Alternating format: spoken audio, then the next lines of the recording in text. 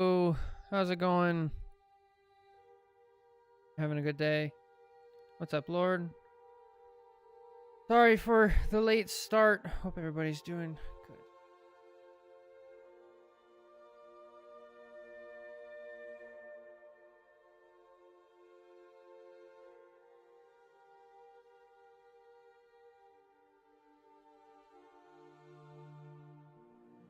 You okay? Seem down? Oh, I'm fine. I'm fine. Just a little tired. Running around all morning. Going to different places, getting documents. Good. Good, good, good. Getting her done, you know? How are you guys doing?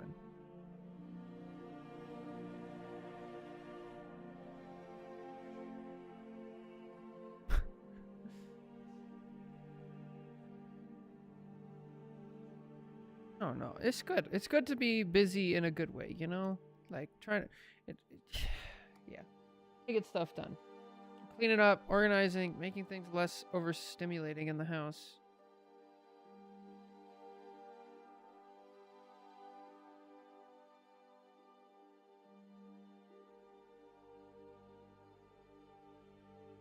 And his name is John C.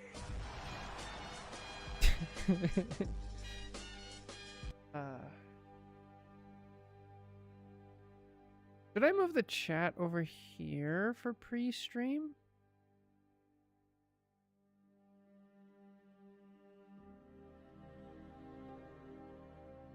Oh, I think that's fine. I don't know. Indeed. Thank you for making me laugh. It's good morning. Normally it would take some time, we chill, but I think I should probably do. Just been to a VOD review, huh?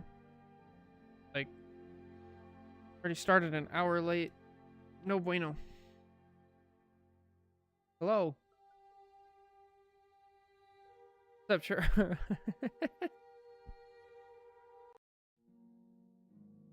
It's time for a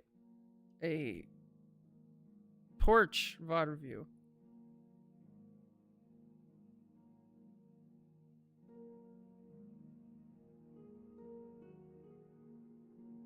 Oh, let's just go for it. Hey. Hello, everybody. Welcome back to another VOD review. This is GM. It's gonna be Torch. It's Torch time, baby. Another game, another Spider-Man to ruin my day. Usually I try to ego my way through the Spider-Man matchup unless I'm really getting pieced up. Here it started to get old, getting focused, so I stopped Moon Knight on defense. I swapped back Torch. The game slowly slides out of my hand. There were a few questionable times on defense where I flung myself into the middle of nowhere and got punished for it. And those I realized in real time, but I'm not sure what other things I need to work on. I will say my DPS ego wants to say I struggled because it felt like the whole enemy team is after me right now. Besides the tank pool. Okay. Is the key just to swap off Torch into a better matchup, or mayhaps my supports were not receiving proper. DLDR, unsure how to finish this game out of other miscellaneous other miscellaneous tips that I can't figure out myself. Author's note, Human Torch best DPS. Good stuff, Rob. Torch time. Oh, okay. No worries. The video will be there for you whenever you're ready. See you there. Let's get to it. Obviously, Torch is crazy. He's pretty good this season. He's fun. He's difficult. Spidey is a pain to deal with. Nice. Alright, so first things first, we have so much downtime. I don't like this. Torch, you have to, because of how his cooldowns work, we have to be getting the most value out of them, like, constantly. I would argue. Especially since now the support ult nerf, like the overall ult charge nerf, you don't have to worry as much about charging the enemy supports constantly. So immediately, I would already be sending out right clicks here and making them uncomfortable in this position. The fact that we don't use any, and then by the time now you get back to here, all three of them would already be back and you're ready to go. So I'd keep out at it. Also, what's up, what's up, Hollow? What's up, Jake? I said hi to Churro, but hi again. Hi, Boo. Hi, Lord. Let's go.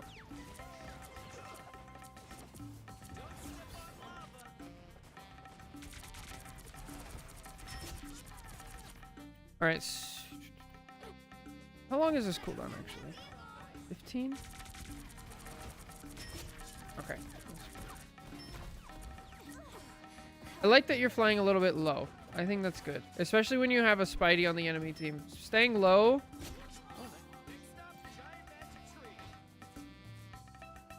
You know, I want to take aggressive position here. I don't like going in here.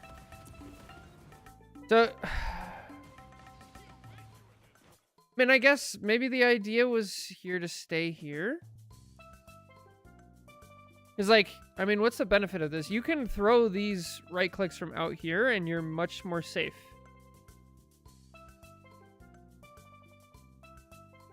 Excuse me. So, I'm not sure, like things like this going in the room when you don't need to are like small little improvements you can make. Unless your idea was, I'm going to throw 3 torch things here and then the Luna's going to walk over and then I'm going to, you know, F-slam and kill them. But then we leave. So I'm not sure what we really accomplished there.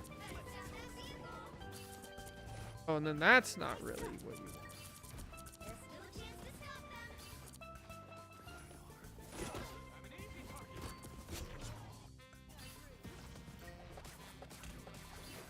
Get low, get low, get low, get low. Oh, no. Nice. Oh, that's just a death sentence. That's unfortunate. Okay. If there's anything we can do here. So I don't like that we spam all of our torch things here. All of our bonfires. And then we also use our E. I'm not a fan of that, but if it works, it works. Go for it.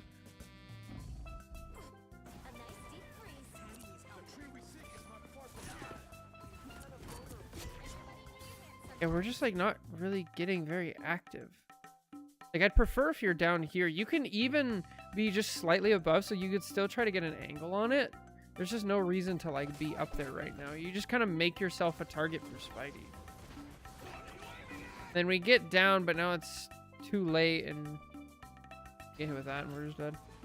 So let's say stay a little lower and like see there's no value to be gained. Oh, now it's going to be tough. Oh, nice. Just go press G. Just go press G. Oh, this is why we press G. Press. Oh, you killed him. Never mind. You're just goated. Wow. Oh, what? Don't type. Come on. Don't do that. No. Just take the W and like. You don't have to let them know. This is why people are just targeting you. Ay, ay, ay. Little flank torch.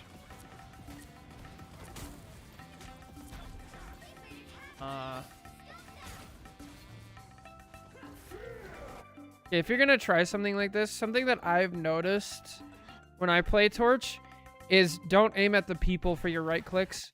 Because if you hit the person and they're jumping just like that, then the right click doesn't land on the floor and you don't get the puddle. And then so when you do the explosion, it doesn't actually kill. So my tip would be to not actually aim at the person. You want to aim kind of like where they're going to be. Like right here or right here. And you'll be way more consistent with it. It's like one of the most frustrating things of playing Torch is when you right click and it doesn't actually like...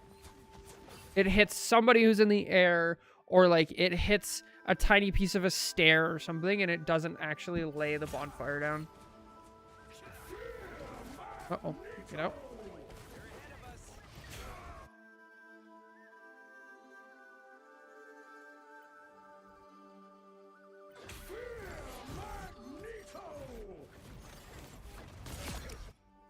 Wow.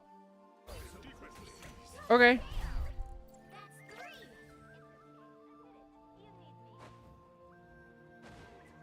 Yeah, that was something. Like, I mean, yeah. We're just, I mean, there's 2 tanks that could have done stuff. Cloak could have faded. Luna could not stand there. What is this game? Hello?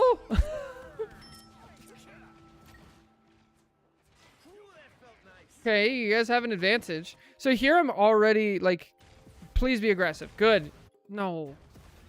No. Okay.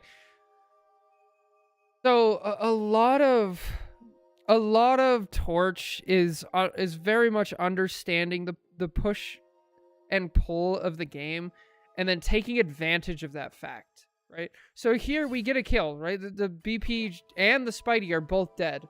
So this is like go time. So in order to take advantage of that, what do? We throw down our bonfires, and then we do a little area denial, but they had to give this up anyway, just from the flow of the game. So we used 3 bonfires and the linkage, which is like a lot of cooldowns, to accomplish a goal that was already accomplished just by these 2 people already being dead, right? So the better play here would be to recognize they're going to back up. They have to back up here anyway. So I'm going to fly through here, or whatever you need to get there, probably about here. And then I'm going to make them uncomfortable even back here, and see if we can take our small advantage. You know, you take an inch and then you turn it into a mile, right? I'd go over here, I'd pop one here, and then if they stay where they are, then pop another one here, and then make sure they can't back up. If they keep backing up, then I would turn the corner and throw a 3rd one here and a 4th one here, and then you extend that space that you're able to take, right?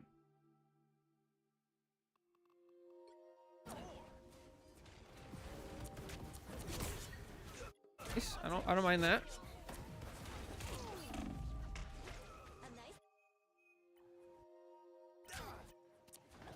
All right, so over here, let's see.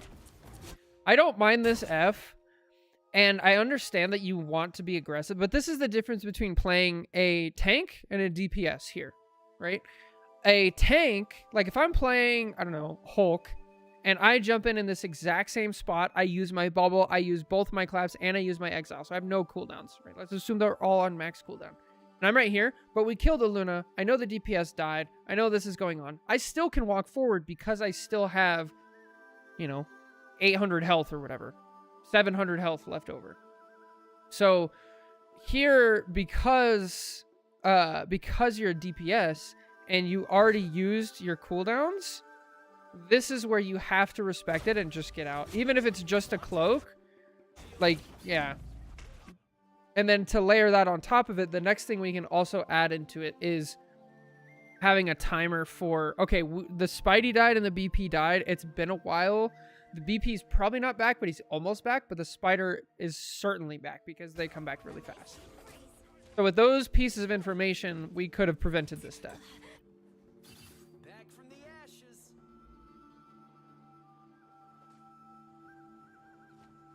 Us against the world.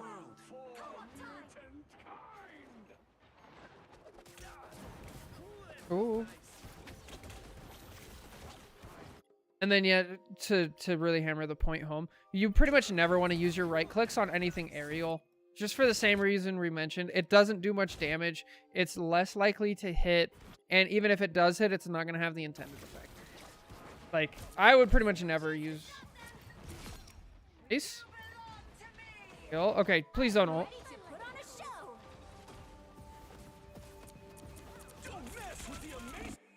So again, like, we use the E. And then, I don't know. Honestly, let's just go into practice range right now. 6 minutes. Let's go into practice range right now, and let's see if this is actually worth it. Because this will be good to know.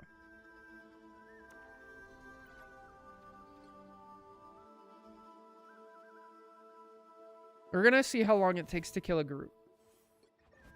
You play with fire, you're gonna get burned. They're ahead of us. Where's Groot? Groot. Okay. So if we just do 3. That's the speed. Okay. All right, not bad. Now, is it any faster if we do 3 and we do the E in the same spot?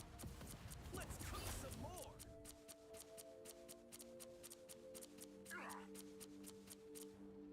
I would not say that's significant enough to warrant using a 15-second cooldown. So I would just cut that out and instead shift your focus to whenever you use E, you want to maximize the coverage of area denial, right? So instead of saying you're going to take a bunch of damage if you walk into this, you're going to say this whole area is going to make people uncomfortable. And it's more useful for cutting off supports. Because this much damage to a tank, they're fine. It's actually not that big of a deal. That much damage to a support, they're dead. Alright, so... go back to where we were. So no more of that. We're not going to put all 3 torches and use our E. All 3 bonfires, I suppose. Or back to a little bit before this. Don't mess with the amazing Spider-Man. Low, get low, get low, get low. Nice. Ooh. Okay, here, this is something that's like, that comes with high level gameplay. Is doing multiple things at the same time. So right here, I understand that we're under attack by the Spidey, and you know, we're his #1 target. We're making it easy, so we're trying to get low. We're trying to stay behind cover. The really good players will do this and still be outputting damage, right? So the enemy Luna ult is now gone, and you still have now 2 bonfires, and you still have all your primary fires. So while you're realizing that Spider-Man's up here to my right, I'm still looking this way, and I'm still doing damage, and I'm still moving around and trying to use cover. And that is like, if you can see this skill when you watch high-level support players. They do this extremely well, where they're focused. Like if they're back here, or like, I don't know, over here, and they have somebody shooting on them from over here, but they know their tanks, if they lose sight of their tanks, they're going to die. And so they will simultaneously be juking the DPS players over here. They'll be moving around, dodging through cover, and still hitting shots. They'll be bouncing around and like keeping their uptime here while still doing that.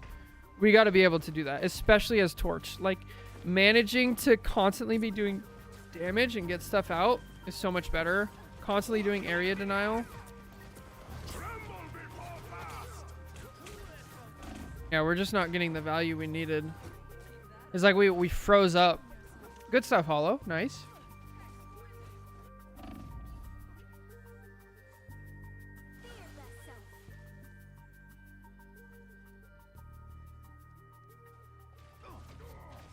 I'm actually shocked you guys lost that fight. You should have got that point. We're out in front. We're out in front. Careful.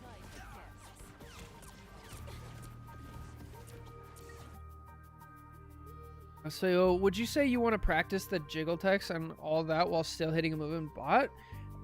That's half of it. The other half, I actually haven't thought about like teaching this to somebody.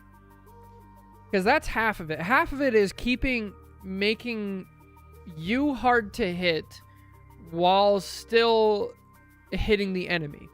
The other half is the cognitive part of recognizing what is a threat, where is it coming from, and how to avoid it while still keeping the first half part, right? So, with the example that I gave, it's like, okay, if I'm over here and I'm being shot from over here and I still need to keep this here, like I really don't have too many options. I can scoop back into here, and like being able to have that, I guess, like line of code running at the same time, right? Like, so you like multi-thread it. You have seek cover and stay safe at the same time as make yourself hard to hit and still hit the enemies, right?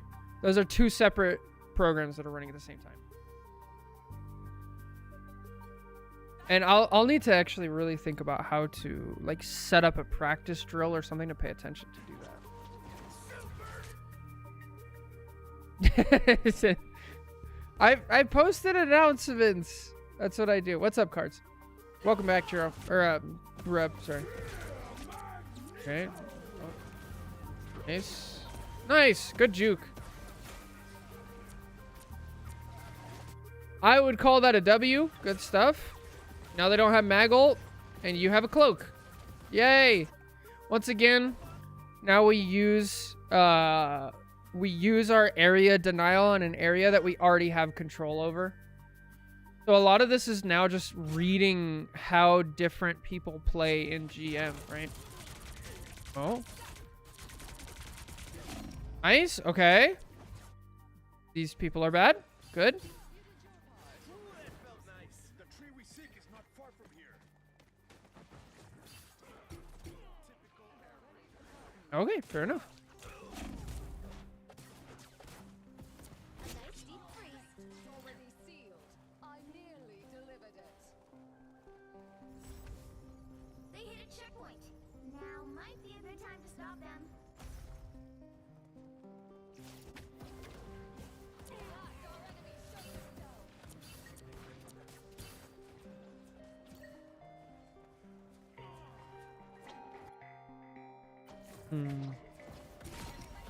All right, fair enough. I don't mind this. We're kind of slow playing it. We're playing behind our tanks, which is good.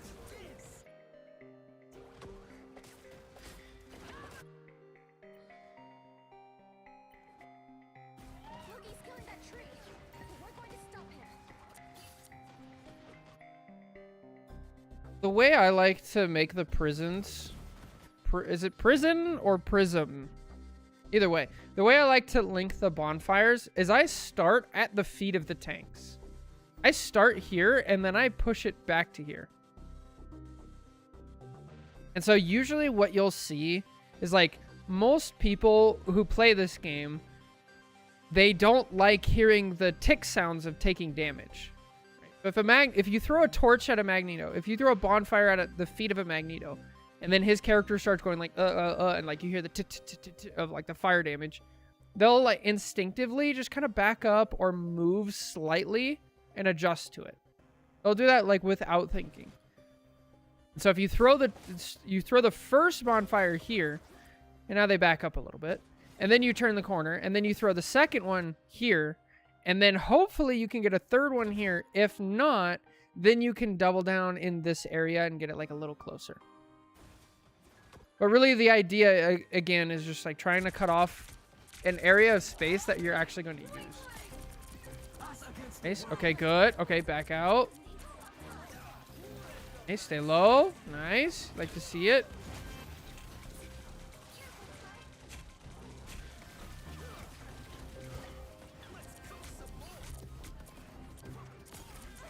Uh-oh, get out. Oh, we're just dead. Yeah, you're missing a lot of uptime.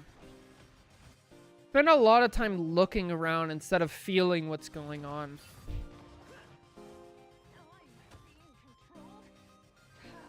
I wonder if this would work. Go like this. Oh, yeah. I just want to try something. If we go into practice range, this might be the skill that I'm trying to work on.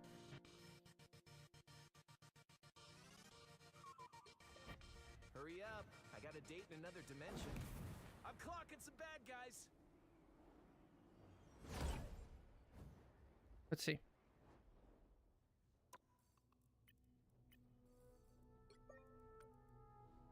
If we do this, 4, 3, 2, 1. the skill that I feel like we're lacking in is the ability to tell where people are without looking. So if I'm following this Luna, I know that there's 2 Lunas back into my left. Okay, now one's back into my right. Now okay, now I have 2 on my left. 2 on my left still. They're not quite behind me. Not quite behind me. Now there's one's in front. Now they're all kind of here. And like I'm looking at the Luna in front of me, and this whole time I could be doing damage to her. But I'm also taking in information to see where the other people are and understand like what's going on around me. This becomes like increasingly important to keeping your uptime up.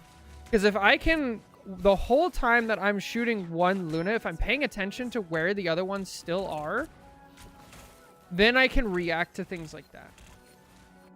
So that's the premise. Let's see if I can actually like put that into the game and like this previous fight.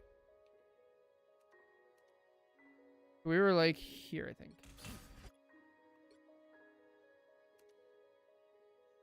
Spatial awareness of the enemy team without searching for them. Yeah, exactly. And like that is really going to increase your uptime. It's like we ult, they ult, and now we ult again here. And like, yes, I understand we don't want to do too much damage and give the enemy supports their ult for free, especially because we're not going to really kill anything. At the same time, it is valuable to get our ult and put pressure out and still make yourself feel like a threat. Yeah. This is good. Oh, but like walking forward here is really bad. And then this is something where it's like recognizing, okay, there's a BP in my backline. I heard him ult. Things are going wrong over there. So I'm going to keep shooting this way while I move. Now these people are out of sight. Now I'm going to look. Stuff like that. Don't mess with the amazing Spider-Man. Still, we should be shooting and holding the advance forward. Just get out now.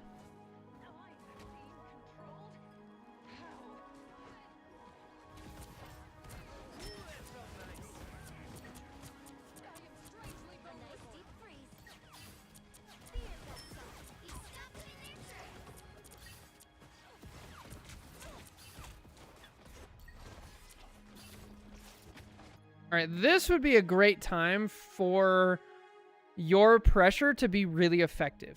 Now, you directly shooting the Spidey or the BP, who's somewhere over here, I swear, isn't going to be as useful as you pressuring out the supports that are keeping him in there. So right here, you have a great vantage point. You have a snowflake. Nobody's shooting at you. I would throw one bonfire here, one there, and then maybe one like here. If you really want to go crazy, like 1, 2, 3, 4. And then I'd light this up, and that's going to force these supports over here out of the way, or they're going to take enough damage to where somebody can get a pick and you can keep shooting at them. And if they go this way, now the BP and the Spidey become way easier to kill. Way easier.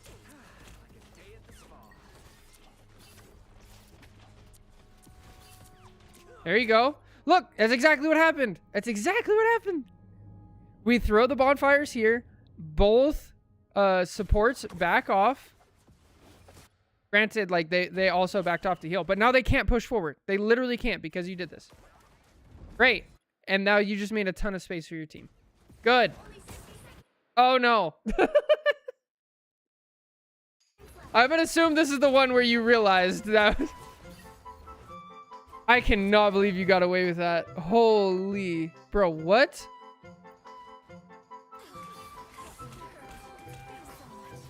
She just missed her snowball. She literally just missed her snowball. You're so lucky.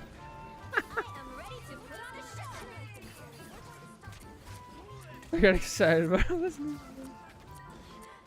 Alright, I'm thinking I'm gonna ult right now. Yeah. Oh.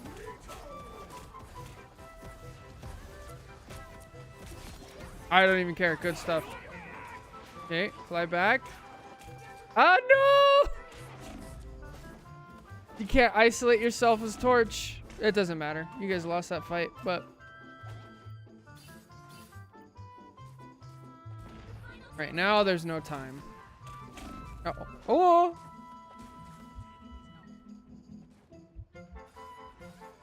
Just stay low. Go. W key.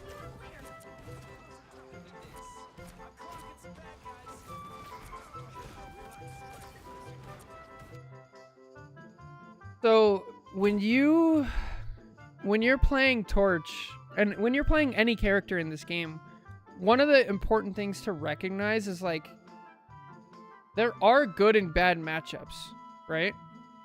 There are good and bad matchups. Torch versus BP and versus Spidey, BP specifically is it's an awkward matchup because your whole thing is area denial.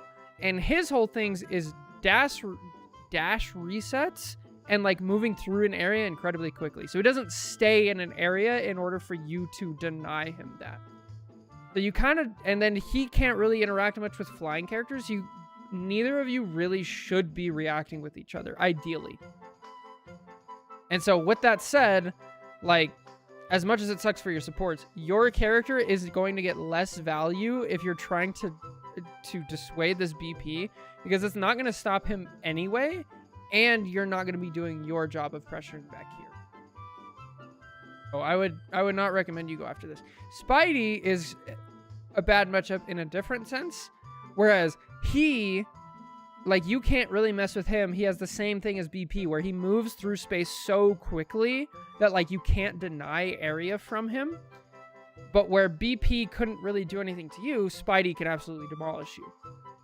So you have to make it difficult for him while still pressuring the supports and staying near them.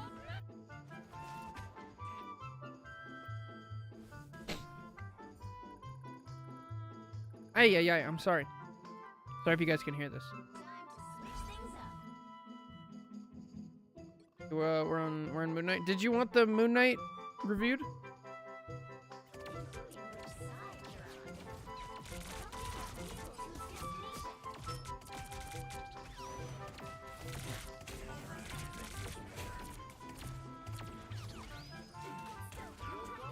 side you're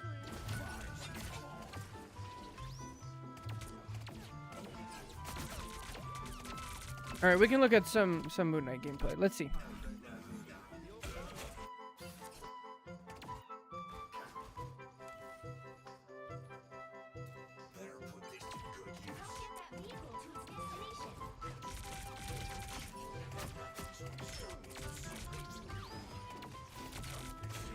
I don't like that you're in front of your tank. I'm glad you back up, but you're getting to the rank where you will be punished for stuff like this.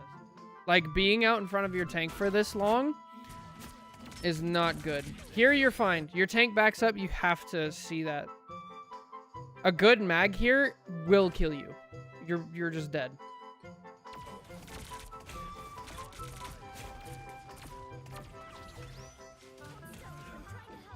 Like this. Great. No, don't drop.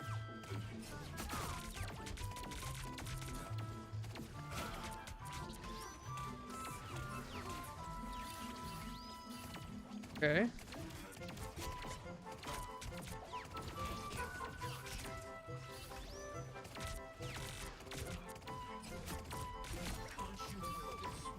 F. Spidey just dies.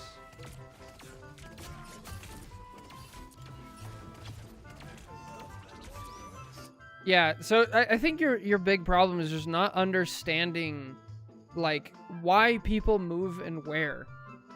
And so you can kind of think about the Ankh as the same way as, like, Torch Bonfires, right? They lost their Spidey, who's now playing Moon Knight. They lost a tank. Their BP is, you know, nowhere to be found. So you guys have, like, a massive advantage. Your tank is taking space and their tank is backing up. So all that tells you that these people are backing up. Where are they going to back up to? If you take that into account, if you're playing Moon Knight or you're playing Torch, or any character who has an area denial ability, so like even Invis here, right? If you're playing Invis here and you're like, I want to get some damage, I'm not going to throw it here. I'm going to throw it on this set of stairs or this set of stairs because they're backing up. This is where they're going to be. And you want to get the maximum amount of time. So here when we throw our Ankh, right? We kind of throw it in the direction of the cloak. Even if we hit it at her feet, she's going to walk out. And so we have half of the circle where we can affect it. So if you throw the Ankh here, now she either has to stay in the danger zone and push forward, or walk all the way through the Ankh and probably die, or switch to cloak form and use fade, something like that. You're going to force them to make more decisions.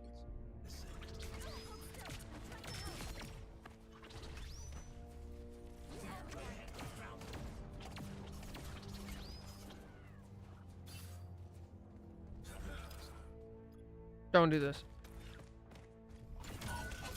I mean, all right, fair enough. I take it back. You win. Good stuff.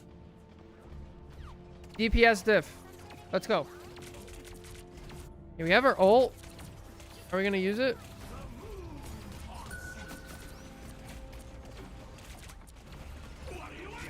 Eh. That's fine. It's a Moon Knight ult. It is what it is.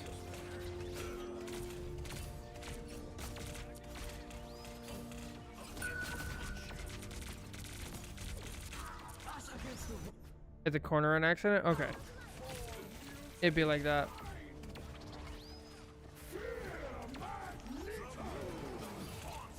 Oh! Whoa. I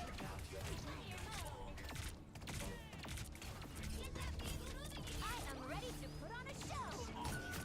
Oh, thank you, Pika. Appreciate it.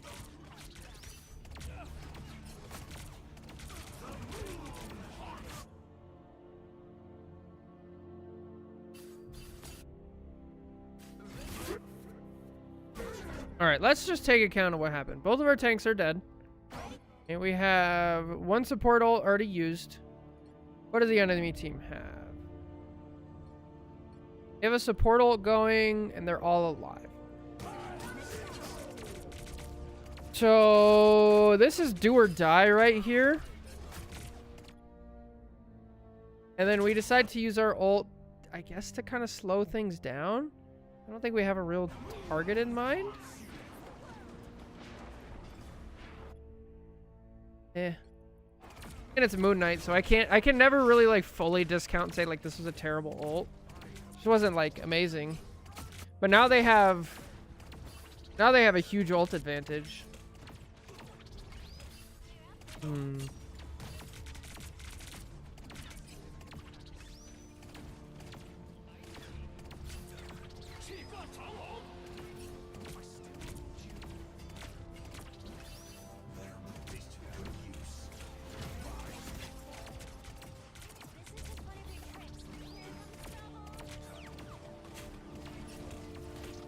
Okay.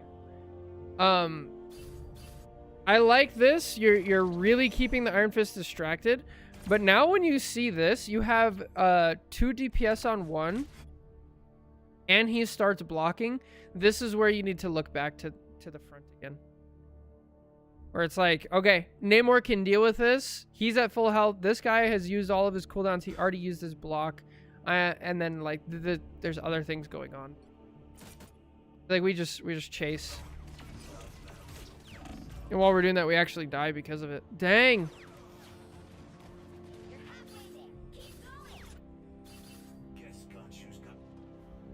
Yay! Back to Torch. Torch time. Almost there. Don't turn back now.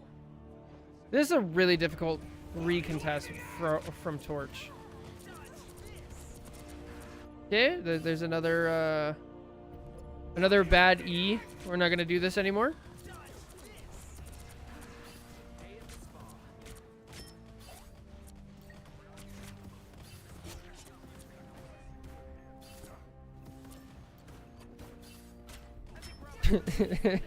Oh, get the kill! Oh, let's go!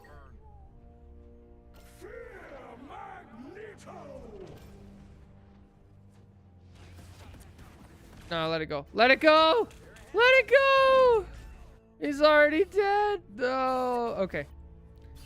Yeah, when you see this and like dead, pretty much dead. Just let it go. And no F. At least you got it over with quick, I guess. Okay, how about we try this again?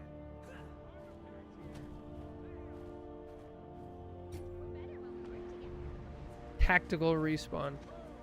All right. Call it what you want.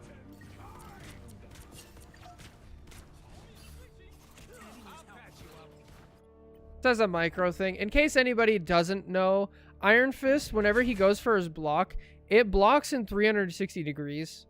It's not like a Captain America shield where it's just in the front. It's all around him. It also only lasts for like a second and a half. So when you see him go like that, just stop shooting. You give him less bonus health.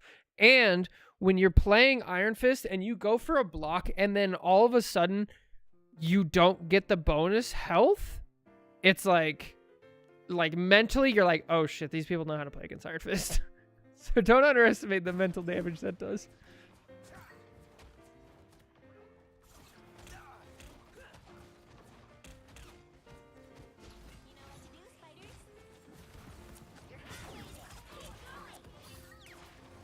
Us against the world. I like the attempt. Oh. Bro, we're like half an inch too high. Yeah, there's no reason to die here.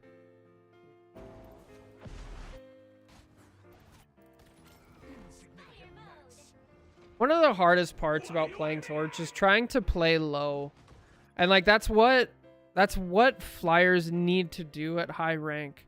Because if you stay high, you're just going to be a target. You're going to be harder for your supports to heal you, easier for the enemy team to hit you, which for most flyers isn't too big of a problem. But like it's really difficult as Torch because then you don't get the angle to actually hit your shots. But you have to do it and you have to find the value anyway.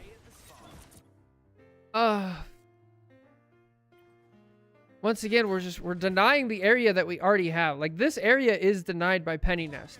And so I don't mind this bonfire. I don't mind this bonfire. And then the last one should be like over here. Or like 4 if you can. Because now we extend our area of control from this out to here. And we start making these supports uncomfortable. And we make it really difficult for the mag to push in. We just like do the wrong direction. It doesn't do anything. Oh, you're dead. Ah.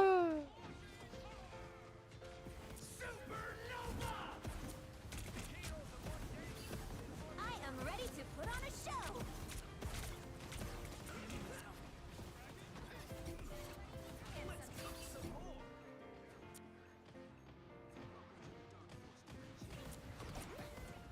Yeah, so you shouldn't be looking for dive. I mean, that's the thing. Like, if you... This is your... It's one of two things. It's your escape tool and your kill tool. They had a supportal and you have a supportal. So you're probably... It's very unlikely that you're going to kill with it. And you don't need to escape because you'll be in a supportal. Right? So in that specific scenario, there's no reason. Hey, good stuff. Let's go! Only 60 seconds left. Nice. Nice. Get that vehicle moving again.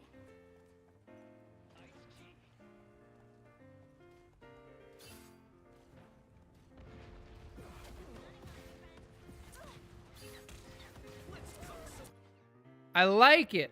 This is good. You're denying a huge area. And especially since the mag pushed up, now he has to like really keep going. He can't stop anymore. You forced him out. Now the Luna has to take damage. And look, she backs up. And now she's out of line of sight. And now she can't really do anything. And the mag almost dies purely because you positioned it well. Now he has to use his bubble defensively. He's already used his shield defensively. And Cloak has now used a bubble. And she's terrible, so she completely misses. That's so good. All from just like understanding what space that you're denying the enemy team. Careful. Alright, dude. Bro, what?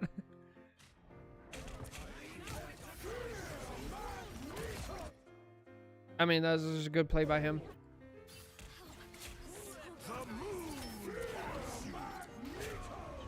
Yeah, I figured out you can cover the entire point on like a lot of maps as Torch. It's pretty disgusting. Please. Okay, I would not E. I would wait, because you guys have a ton of control. I'm even fine with that. Went for a play, it didn't work out. So this is another scenario where we're talking about you're trying to avoid the Iron Fist, but as you're avoiding the Iron Fist, you can still be spamming the mag, you can still be doing damage, stuff like that. You'll have to keep fighting until we have a winner. Do the bonfires disappear if Torch dies? I believe so. I'm fairly positive on that. I could be wrong. Do we have any bonfires out? One's probably going to be gone. We already used that one.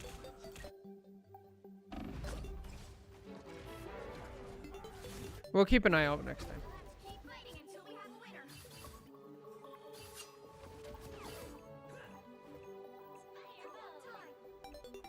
Hey guys, lose this.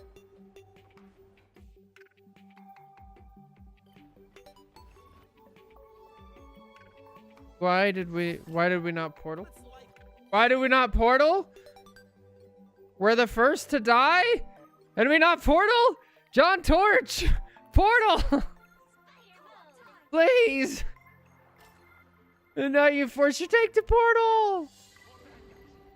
No. Us against the world. Get out. No, get out. What's up, Dirt? Oh my gosh. The Moon Knight's terrible.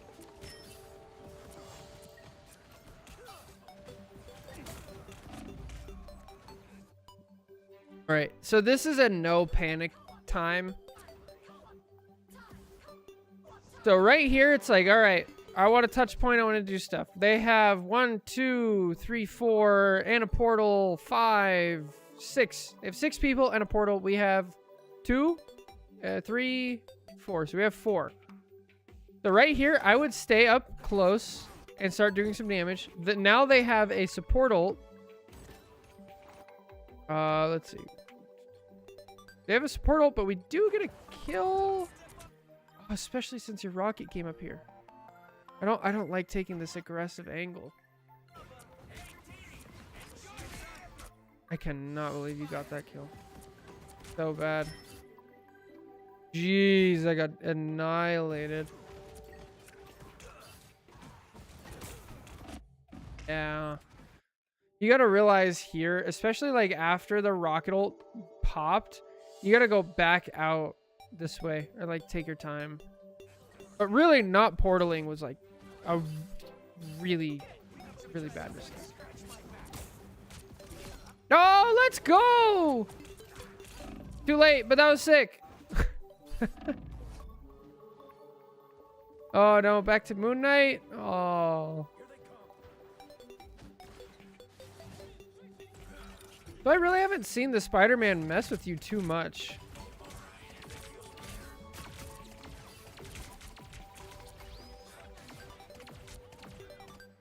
Bro, you have a Bucky. Like, so there's this concept in football that my coach always used to say, which is do your job. You do your job. If you're a outside linebacker, your job is not to run to the inside and tackle the fullback coming through the middle. That's not your job. Your job is to hold the outside, right? The same concept applies here. You're Moon Knight. You have a Bucky. Like, Bucky's job is to keep the Spider-Man off the supports. The supports keep these people alive while keeping themselves alive, and then freeze the Spidey if he gets close. Your job as Moon Knight is to put a ton of pressure on these people and hopefully get a random pick, right? Get your ults, things like that. So, like, do your job. Oh, let it go. Let it go.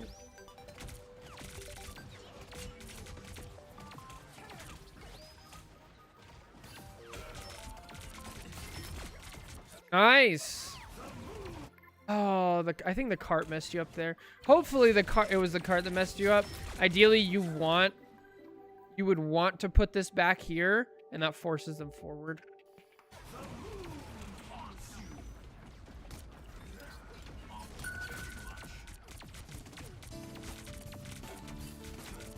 Nice. All right, you got 33 seconds to get an ult. Go get an ult. No, you got 33 seconds to get an ult. Okay, back out, back out, back out.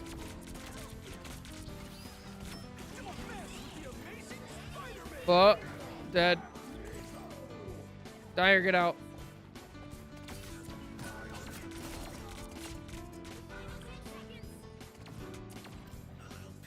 Definitely. Dude, that's so unfortunate.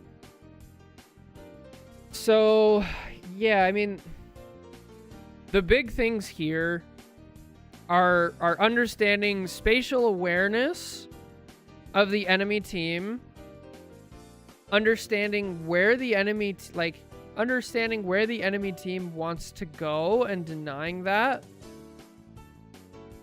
and yeah, like understanding area denial with both Moon Knight and Torch is so insanely valuable. And then at the end is like doing your job, right? So even when we were playing Torch, It's like your job is not to contend with a BP or a Spidey. It's to put pressure on the front line, put pressure on the supports, and like force them to make bad plays, to feel pressured out. Like leave peeling to the Buckies, Mag, Luna, sometimes Penny, stuff like that. And then like processing multiple things at once. Definitely, like Jiro said. That's what I would say. That's where you're gonna get the most value. And like that's not something I have figured out yet of how to teach somebody spatial awareness without looking. So I'll have to think on that. If you have any ideas, let me know. If chat, you guys have any ideas. I would recommend what I did so far, where you're in a practice game. Honestly, just being aware of it is something as well. But when you're in the practice range and you focus on one Luna, and then you have the two others moving around, and try to, in your head, keep track of like where they are. And then when you're playing a quick play game, try to do the same. Just try to be really conscious of it. Like, okay, these people are over here. I'm not going to look. I'm going to keep doing what I'm doing, but I'm going to try to keep track of it. And like, it's a skill that you have to build up. So anyway, that's it for this VOD review. Thank you so much for watching. Take care. Have fun with Torch. God bless. Catch you guys next time. Bye. Torch VOD down. Gotta move some videos around. The upload's gonna be late today, and then I will not be streaming tomorrow.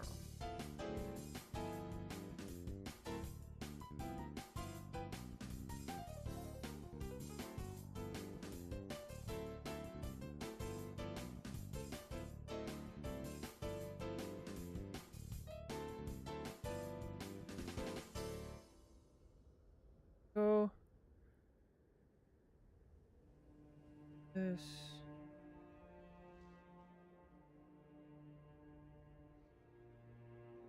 There we go. All right, this was GM Torch. What do we call this one? No, I'm not streaming tomorrow. I have an appointment to go to. Sadly, which means I'll miss the patch day. So ooh, that's a really good name, Churro. Parallel processing. That's fantastic. Good stuff. But yeah, sadly, I will not be able to. Oh, no.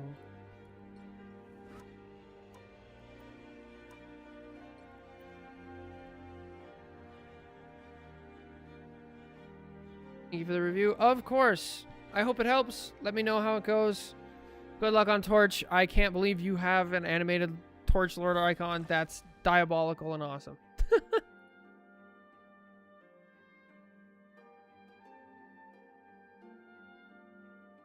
Okay, hopefully I can get through 3 or 4 VOD reviews today.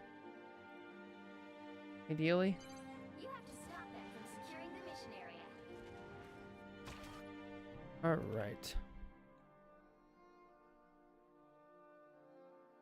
I want animated White Fox by the end of season 7.5. I've wanted animated Hulk since the animated came out, and I just can't ever play enough.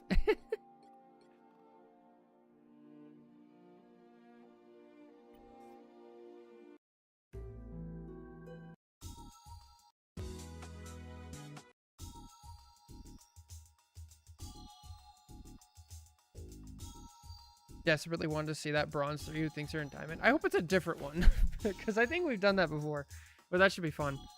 7.5. He will be a super weapon. Yeah, you got it. Here we go.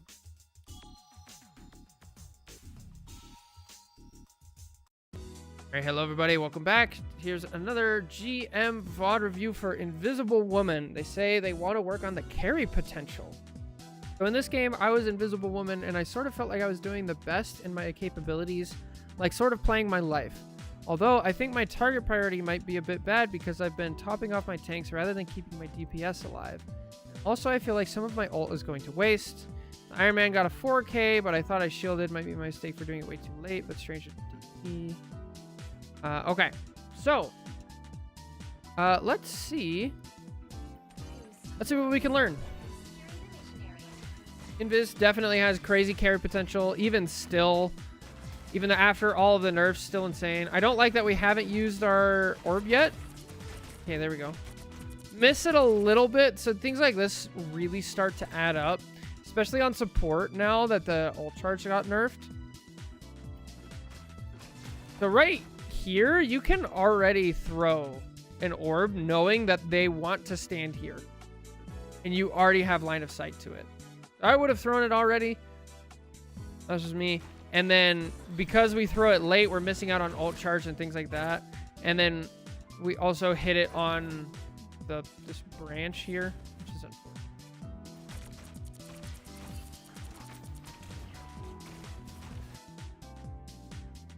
Hopefully we're paying attention and we heard that.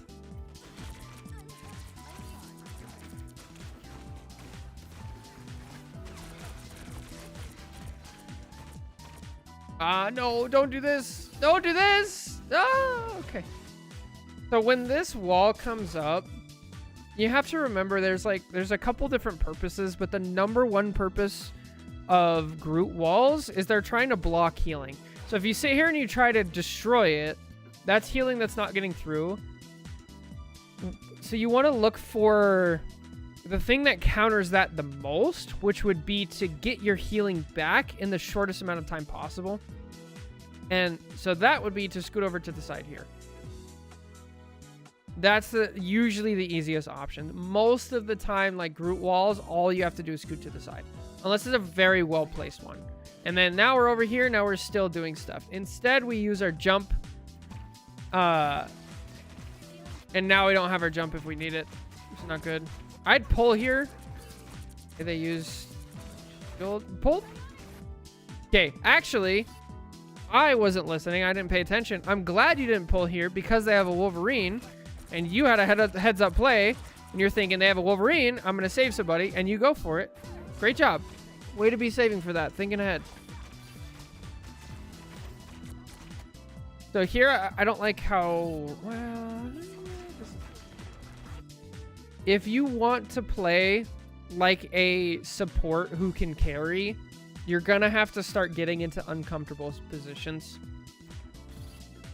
So here we have now taken, especially after the Wolverine went for the pull, we have now taken a lot of control. If you take an aggressive position as Sue over here, where you have a health pack, your tanks have thing, now you can actually get line of sight this way. And that's going to enable your tanks to actually make this jump in, because now you can be doing stuff like this. Look, you can technically still shoot a little bit. I'm not sure how much this would work, but you would already be here at this angle and like helping. Now, that's a very, very, very difficult transition, and sometimes it can make things harder and not work. So part of being a good support is figuring out when you can be aggressive and when you can't. I'd start throwing it in, watch top level players and see how aggressive they are. It's kind of insane. They also have the aim to like match it, so be careful.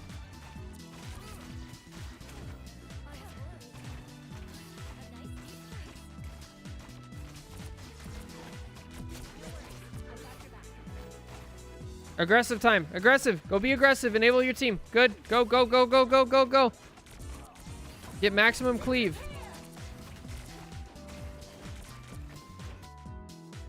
So if we're playing a little more aggressive.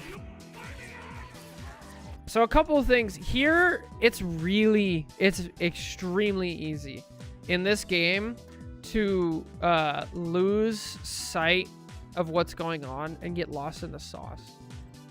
We turn off our outline. This is more or less what it would look like in game. Kind of roughly, right? There are so many things happening. So as a support, you have to stay grounded and pick somebody and try, especially as Invis, try to cleave as much as possible to get to them. That way you're still keeping your uptime and not get lost in the sauce of all the colors and everything else going on.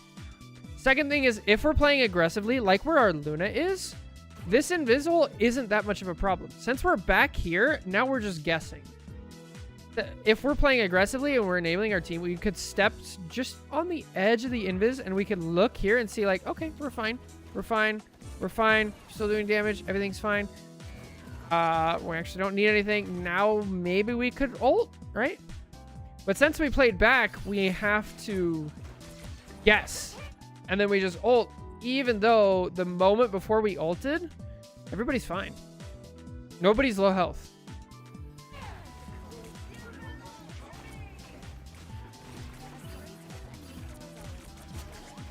Works out, but now we won't have it for the next fight. Nice. I'm feeling this is a long game. Okay, not too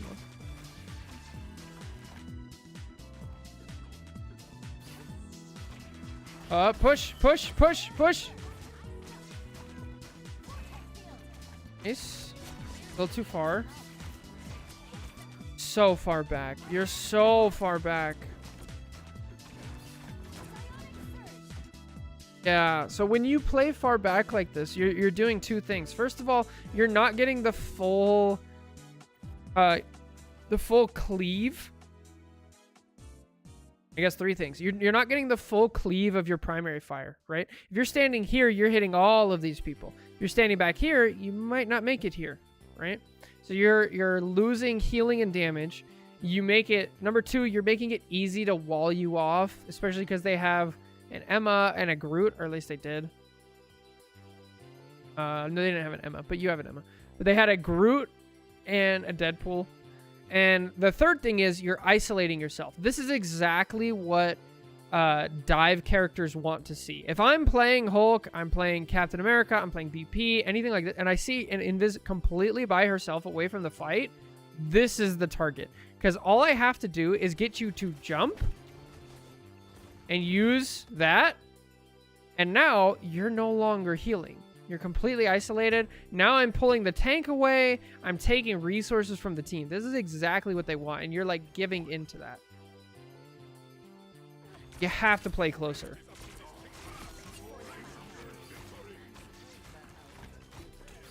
This is much better. And again, I want to say, while you're doing this, it's going to be much more uncomfortable. It's going to be harder to line people up. It's going to be harder to keep track of everything going around you. It's going to be harder to stay alive. But you have to get good at staying alive and being up close, because here you have the opportunity to do great things. Back here, you don't have the opportunity, but it's nice and safe and feels good.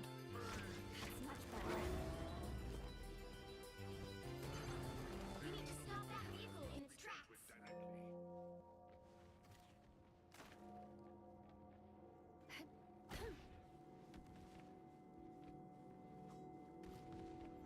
Good. I like this. We're enabling our Emma. Good. Yeah, go all the way. Go to the next tree. No, don't go this way. Okay. All right. In.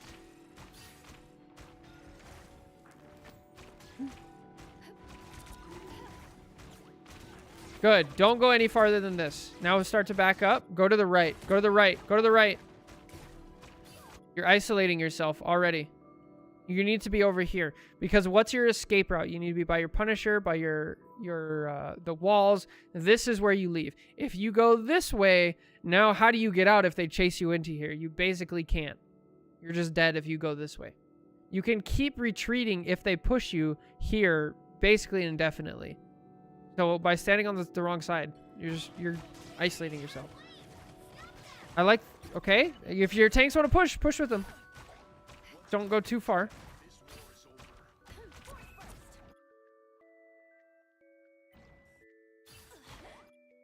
All right, so the next thing I want to talk about is working with your support duo. If you see your Luna turning around and clapping, that means, first of all, somebody's back there who needs healing. And second of all, that means she's not healing the front line. So you have an option. Do I help these people back here that I don't know what's going on, or do I help the front? A good idea is to like look and do that. But in general, like if your Luna's already doing something, do the other thing. Because now we've just abandoned our tanks. And because of that, the Emma can no longer hold this really, really good choke. Right? This is a great choke. And she got a crystal on the invis. This is so good, but she couldn't follow up on it. Now she has to use her shield and her diamond form to get out just because we looked away. I'm not saying baby your tanks. That's not the answer. I'm saying work with your other support to make sure that we're not giving up too much. What are you aiming at? I do this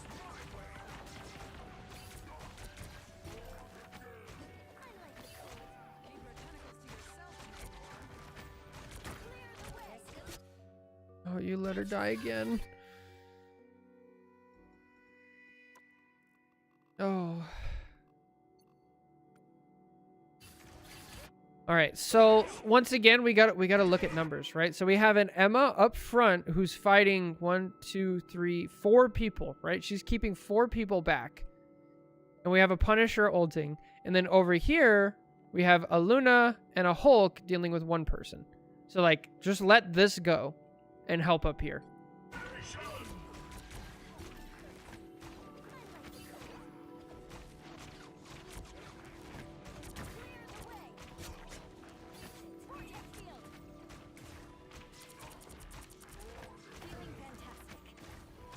Please don't ult. Please don't ult.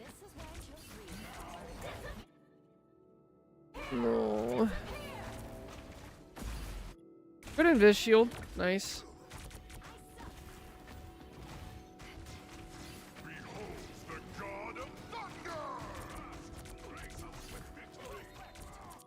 That's why we don't want to ult, because this fight was basically already lost. You guys were down, what, 2, I think, before we ult? So right here we have a dead Emma and a dead Punisher. They are down a tank, but their spawn is closer. Their rocket is almost back. There's just like no way you guys win this fight with an invisible. I think another micro thing you can keep in mind is when you're playing with a Hulk, it is really important to, you know, track your Hulk's ult time. Because if you realize, like, yeah, my Hulk is low, but he has ult, so he's probably just going to use it anyway. So that's like one more reason that you think I shouldn't need to ult here, because he's gonna ult. And look, he did, and he's fine. Instead, if we wait, pop our shield here, we still don't have an ult going on. And then, like, now we ult maybe like here. Maybe we save our something like that. I'm not sure if that would have actually saved your Luna, but gives you a better chance. Hold on. Hold on. Hulk got some kills. Let's go. You guys are down to support. Maybe. Maybe we win this fight. Oh, let's go. Goated. Oh, that's it. Emma ult. Okay.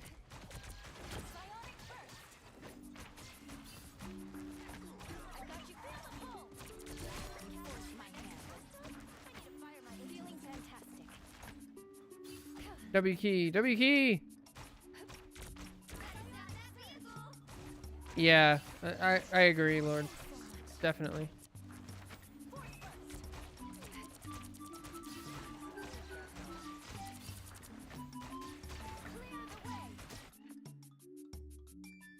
Why are we pushing here?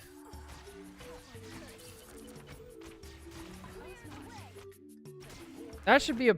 So, first of all, that should be a pull, regardless, right? There's a pit right here.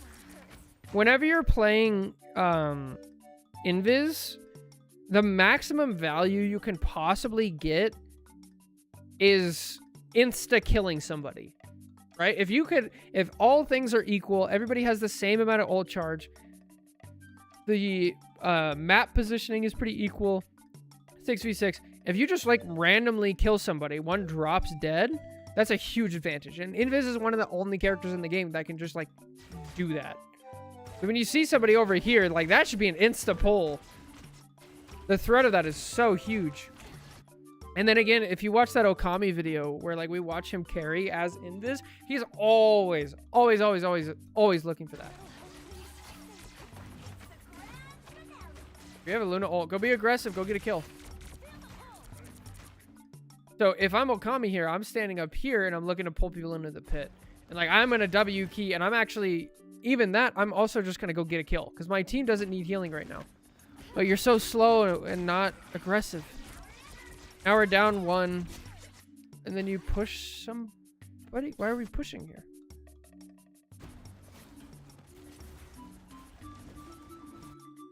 You saved the Thor. He was alive. He was dead. Now he's alive. Look at this from the Emma's perspective. I'd be so pissed. Oh, he lives. Yeesh, you got lucky that Luna's there. Kill her. Just kill it. No, he's so close to dead.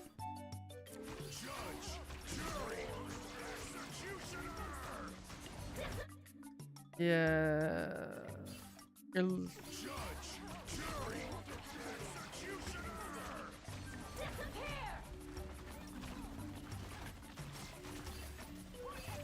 don't think he needed ult here. Oh, save him. Enable him.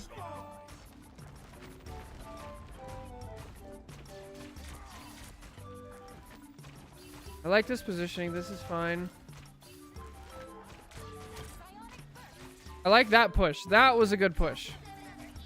Your team needs help. Like, needs a little space. Now we gotta go. And the push has failed. It's time to get out. Let him go. If he wants to get out, he has to go a different way. No, you're just gonna die.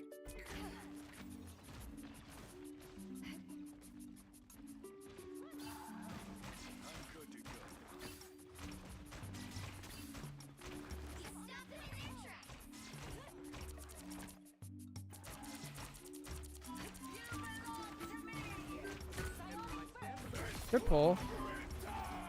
Nice jump.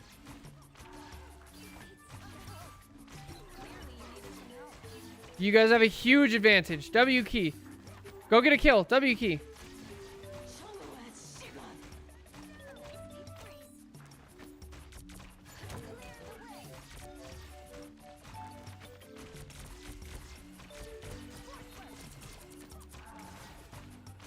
Good lord, you already have an ult again.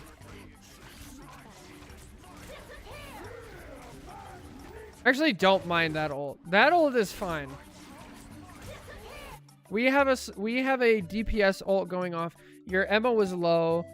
You guys have a chance to actually win a fight here.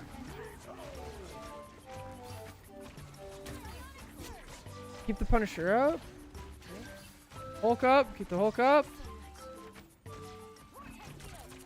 We just keep losing sight of our tanks. So you mentioned in the post that you were trying to like keep the tanks up. What did you specifically say? Also, I think my target priority might have been a bit bad because I've been topping off my tanks rather than keeping my DPS alive.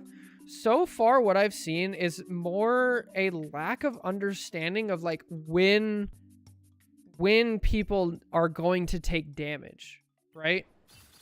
So like here, we saw it earlier where there was a Hulk and a Luna in your backline fighting off a tank pool, and then an Emma up front by herself fighting a bunch of people, right? And we weren't able to figure out that between those two, that Emma needs our help more because they're in more danger. This is the same type of situation, right? We have a Punisher and a Luna back here with lots of cover, an ult going off, 2 ults going off. This is fine. And then we have a Hulk diving the line that we can see, right? So part of support is not just you see health bar go down, make health bar go back up. It's also which health bar do I need to prioritize? Which health bar is going to continue going down, and which one is going to go down slower, right? So in this scenario, we have to recognize Hulk is making an aggressive play. He's taking a ton of damage, and if I don't help him, he's going to die. I know my Luna is half, but she has abilities. She can Snowflake. Well, the Snowflake doesn't heal herself. She can clap and actually heal herself, right? Which is exactly what she does. And so we let our Hulk die, unfortunately.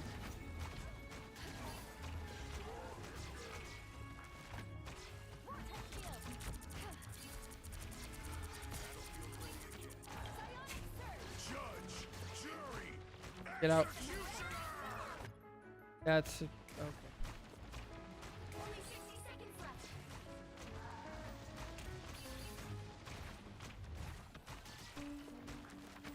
A nice deep breath.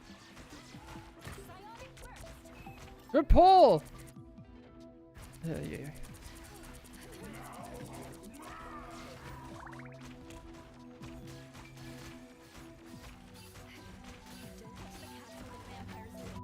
So this is what happens. This is the type of behavior that like makes me sad.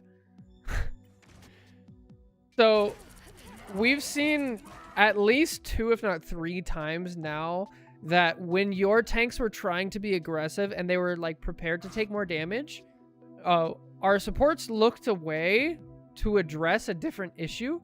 And so now because of that, when it's time to be aggressive again, although I wouldn't exactly say that because we're down to DPS and we're down 2 DPS. So I don't agree with like this being a time to be aggressive. But now look at what happens. Both of your tanks, they turn the corner, take a bunch of damage, and are like, oh, I guess I can't push it. They look like they mean business. It's like now because of that, they're like they don't trust. Now they don't feel aggressive. 30 seconds. And I'm not trying to say that like, you know, these tanks are amazing, you're just bad. Like that's not my point either. This Hulk has made lots of mistakes. I'm saying if we're a little more aggressive and we appreciate that, I'm just pointing out the like cause and effect here.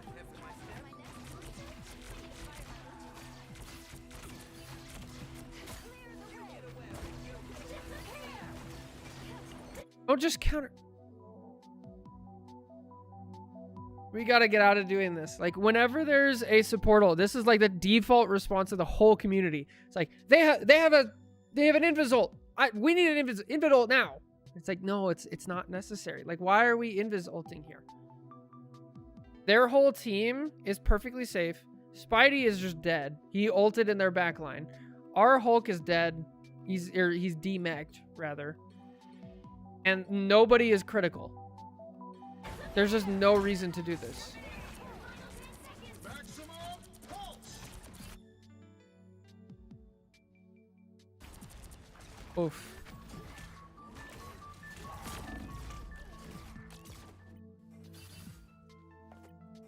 Damn.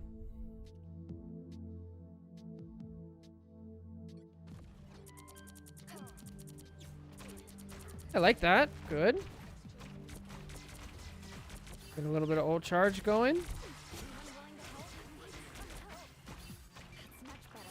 Cool, falls over.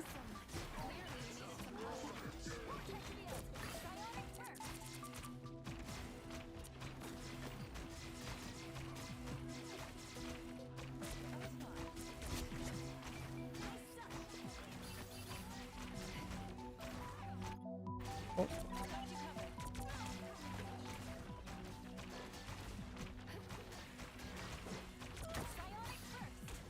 Almost. Okay, whenever you want to... no, we'll talk about that at a different time.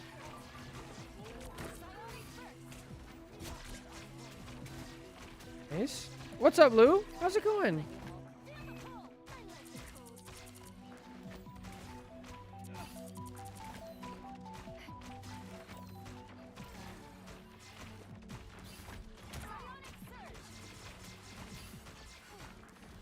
We know we gotta back up. Tired, but all right. I am about the same. I think that's a pretty apt description.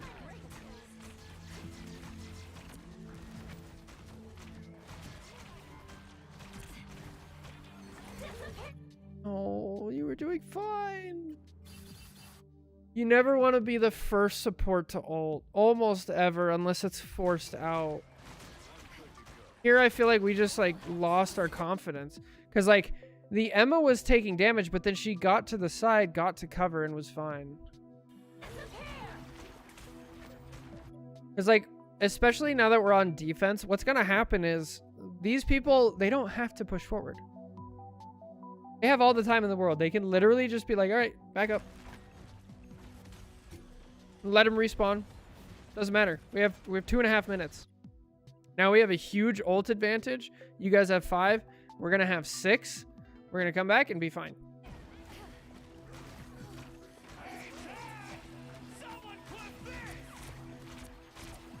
They push in anyway because they're bad. Oh, good pull.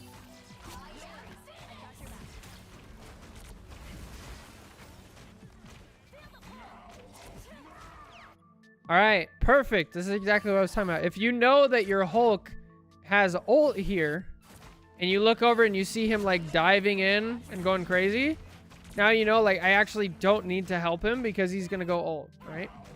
So you can deal with this. What order are you doing the VODs? I do them in order of arrival. Unless somebody gifts a sub, and then they can jump to the front of the line, pretty much. And then when you're looking at Discord, for some reason it always, if you do the sort and view, it always sorts by recently active, so you have to change it to by date posted, which is annoying. So it looks confusing.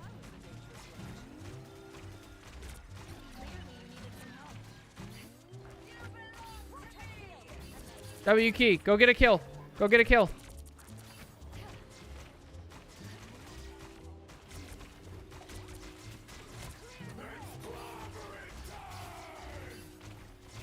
Nice. Would not have Luna ulted there. Oh!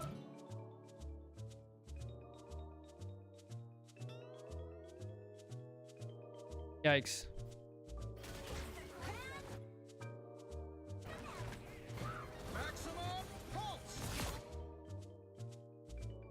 That's just unfortunate. Those are the freak things that I wouldn't even worry about. Happens. I'll fight for my family until the end.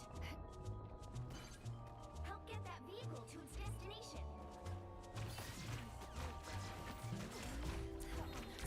An extra force field? Great.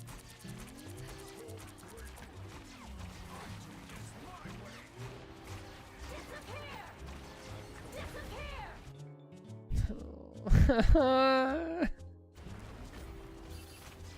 All right, we already talked about it. I'm not gonna go over it. I don't want to make you feel bad, but these ones hurt. There's just no reason. If you cut out these support ults, and then you literally wait until this moment when theirs goes down, and now you can throw an ult and save your Hulk, and then he lives. Now you guys have a support ult, and they don't, and you have a big advantage. Like that would, it's just goes so. What do you think of Deadpool's new skin? Isn't it amazing? Which one? The like, the maid one? Not really my style. It looks like they did a great job on it. It's just not for me.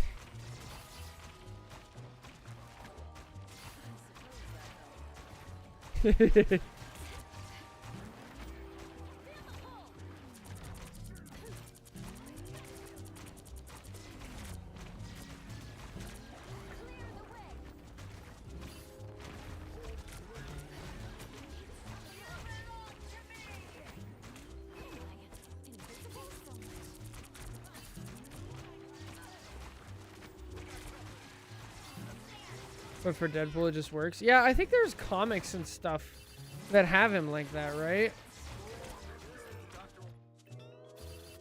All right, let's see. So what's going on here?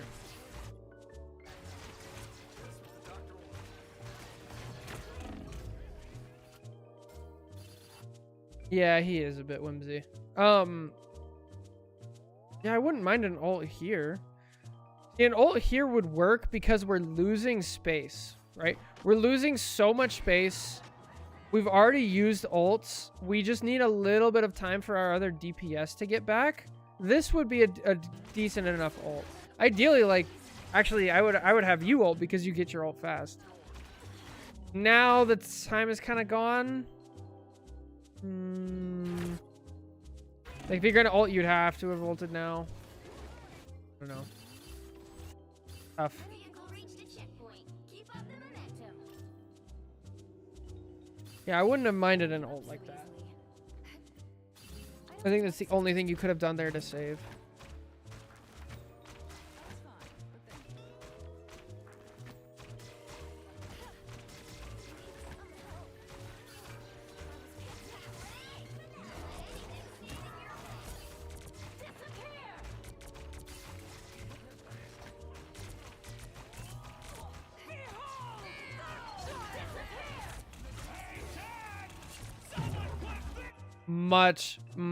Much better ult. Now, the only reason this ult happened like this is because when the Invis ulted, you still had your Luna ult. But we ulted in reaction to something else that was actually a threat, right? Before, an enemy Invis ult on its own is not a threat to our team. However, a magic ulting with a Emma, that's a pretty big threat to your team. Now this is good. Oh, let's go! Oh, she lived. But still! Yo, light shield!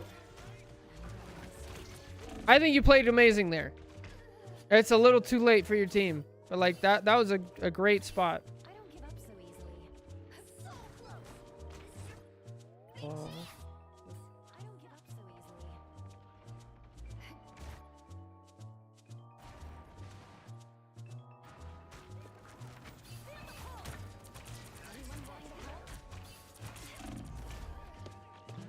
Yeah.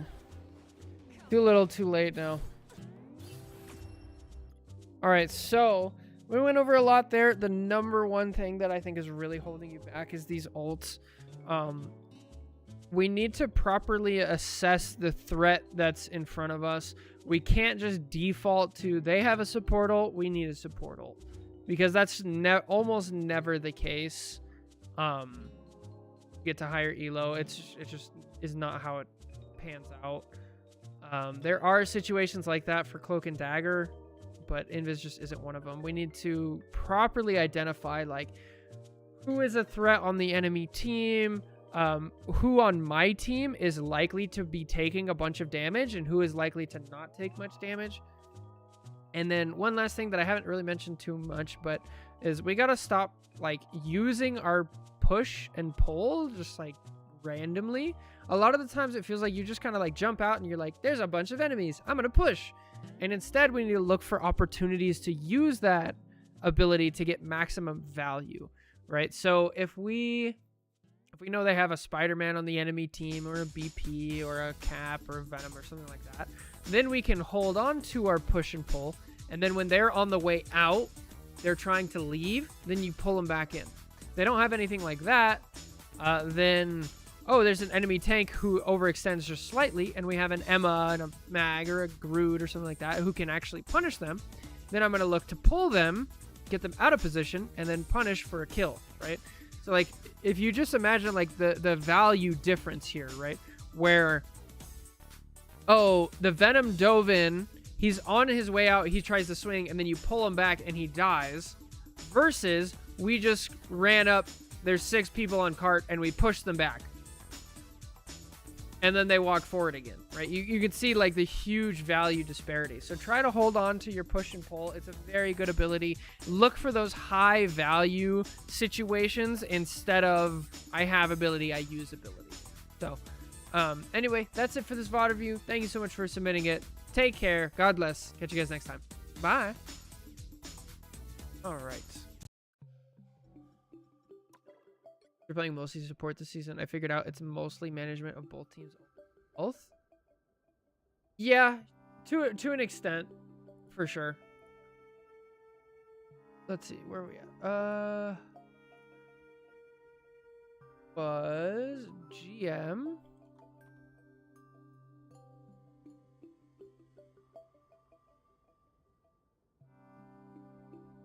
What should we call this one? This one's like reactionary. Something like that. Responding. Responding. What's your response? Yo! What's up, Brett? It's been so long. Reaction restraint. Oh, that's good. Good. Reaction.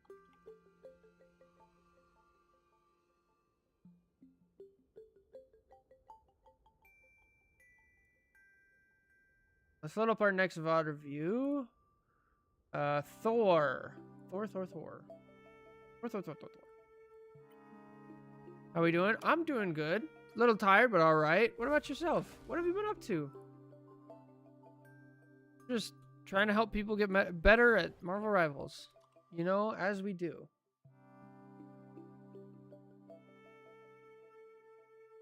Nice. Black Desert Online. I tried that game, but I couldn't fully get into it. It was too confusing for me. What's up? Daves. How's it going? Thank you for the follow. Appreciate it. Thought we went over that you're not allowed to give Thor tips. Hey, if people ask for it, I'm a man of the people, you know? I help. It is what it is. I have helped Jeffs against Hulk, okay, which is not in my best interest at all. If all of the Jeff players disappeared and completely forgot about it, that would be in my best interest, but that's not why I'm here. I'm here to help, so it is what it is. All right.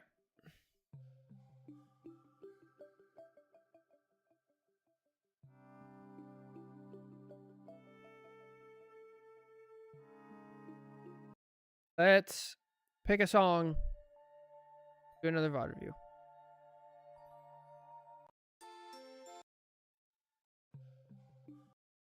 All right, hello everybody. Welcome back. We have another Thor VOD review. This is GM1. This game was really close. We could have won if I just did a bit more, and I'd like to help to see what that would be. So let's do some theory crafting. Mission area. Got it? I could have been on Monster Isle or in the Savage Oh, what's up, Caesar? How's it going? Hope you had a good weekend.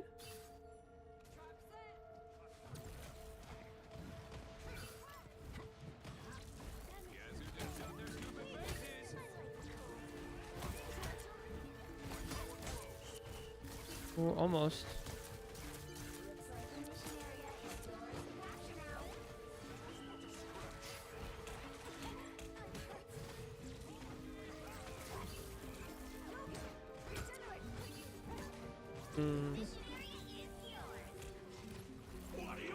It feels like we're being a little inactive. I can see if there's anything we could have done to win this fight. So I liked that we chased the cap away. I don't mind this at all.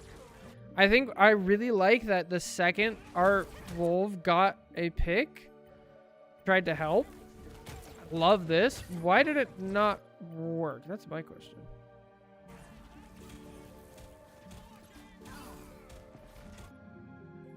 Oh, it just missed because you hit the cap? I didn't even catch that. Cap show up. Oh, that's really unlucky. Okay. We push the cap in. Instead. Almost get the kill on the cap. Doesn't work. This is the part where I was like, what? Right here, I feel like I don't know why we back up. Because, like, they have to spend a bunch of resources to save this cap to help them. And they only have, what? They have an Ultron rocket for healing. I'd see this as a time to go in. Why do we back up? It's time to go in. I guess we took a decent amount of damage. But even there, I wouldn't go for a full retreat here. I'd go back to here. Hold some space. They're like, look what happens. Let's watch this Groot. This is exactly what Groot does, by the way. Takes a bunch of damage and then retreats exactly to where I said. Gets his health back. And now there's just a vacuum here. He's like, all right, I'm going to walk forward. I'm going to take it. What are you aiming at?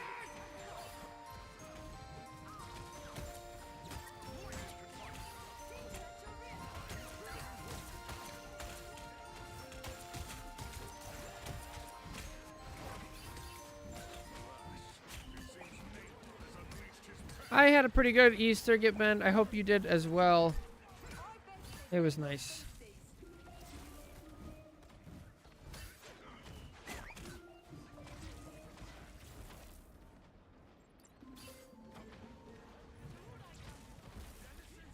Hmm.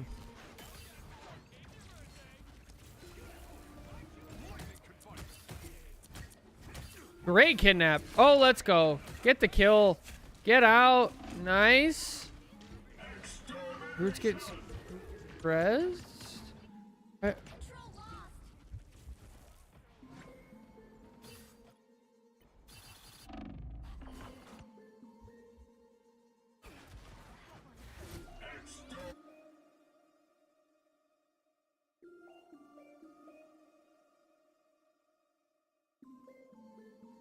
Hmm.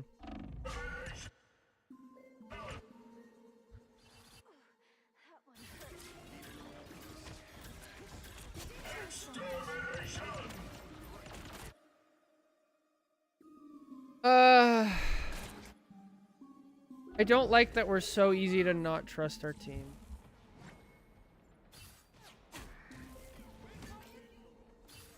And like, as I say that, I recognize that our Luna missed like 4 shots on us. I get that.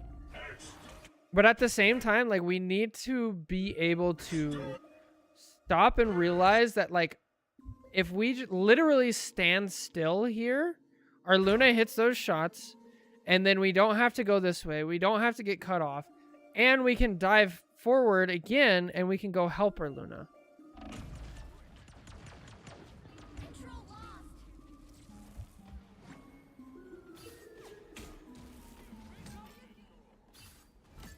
Damn.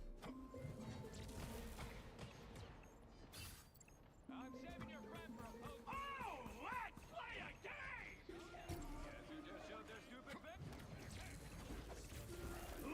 Let's get go!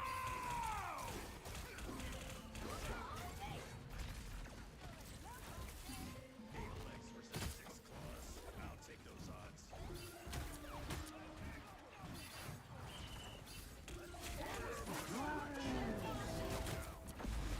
Dead. Hmm.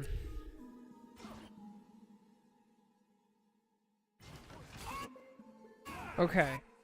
So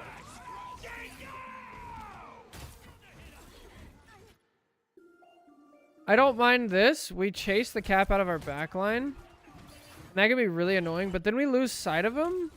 And then from here, we just like lose all effectiveness. Because we're not willing to like play on the front line and find Thor, like find how Thor plays on the front line, we're losing out on pressure on the enemy team. We're losing out on ult charge, momentum. We're not giving ult charge to our supports either, which is a huge thing. Like, Ultron's already ulted, Rocket has his ult, our Cloak is already ulted, and Luna has his ult, or her ult. But like, we're just like missing stuff.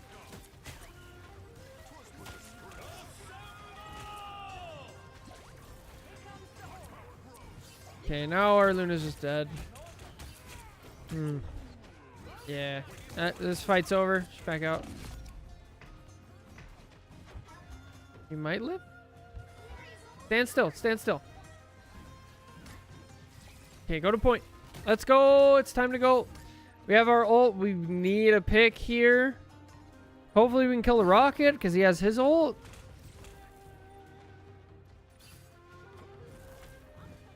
Oh. Also, good morning, Falls. How's it going? Welcome back.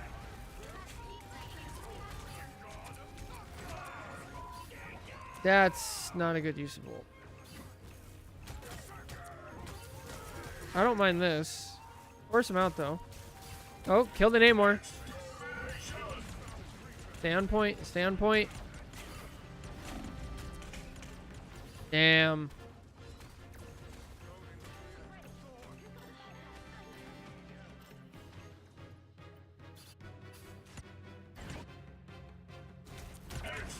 All right. We're at full health. We push Namor out, and he has a bubble. They have a support ult going on, so he's probably not going to die. We have big control, and our team is really split up. How did we get to this point? Part of the responsibility of a tank is keeping everybody together. And it's really difficult when you play a like non-traditional frontline tank to keep your team together. But if you do things early in the game that prove to your supports that you trust them, they will be more likely to help you later in the game. So that little thing that I said at the beginning, let's go to that part of the map. That little thing I said at the beginning, where instead of backing all the way out, if you stand here, you literally stand still, and then your supports hit you a couple times, and then you keep going, that, like, it reassures your supports. It gives them a solid anchor, and they're like, all right, we're working together. He needs healing. He's going to stop taking damage, and he's going to let me heal him. And then the same thing when you were up here, right? It's like, I don't trust my Luna. I'm going to go get a health pack. Then Luna's like, oh, if he's not going to let me heal him, I'm not even going to try. And so now we get to the point later on where these people are like, well, I can't stand over here because my Thor is going to be gone and my Deadpool is going to be gone. So I have to make it on my own. Now they're over here, but you're over here and you need healing and they're over there, and it gets really complicated really fast. So be really mindful of that. Try to build trust with your supports.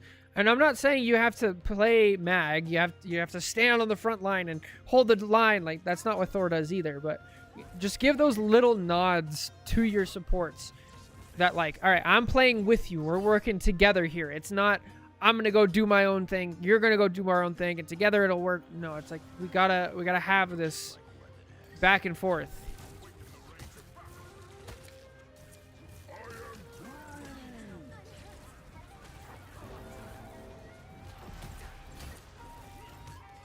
So this is another perfect example of like a way that you can build trust with your supports and make them feel like you're worth healing. Here it's like, okay, we have people in a Groot ult. What are your options? Right? We can try to push the group back. That might help a little bit. We can push the Cap off. That might help a little bit. Especially because we have a Groot wall. We can actually just kill Cap. There's not really a support anywhere near us. So by the time we get there, the threat's going to be taken care of. Or like this situation is going to be resolved one way or the other. So I wouldn't recommend that. So I think your best option here is to actually just show up, help this, and then build that repertoire with your team. Now, would it have helped? I mean, you have a Namor ult.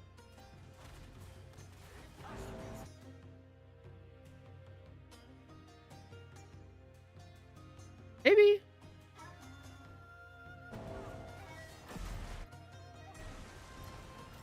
Probably not. Probably not in this specific circumstance.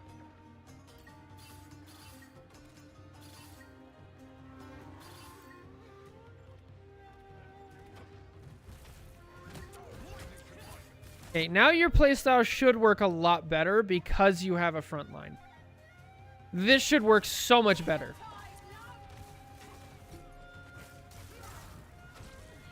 Rocket died. Oh, get him! He lived?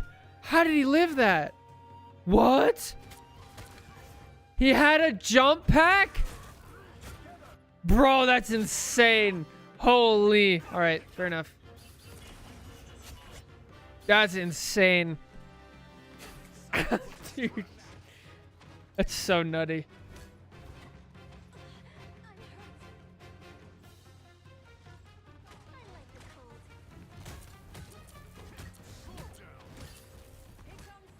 Nice try. Hey, you push the Cap out. That's good. Almost have our ult. And our team is dead.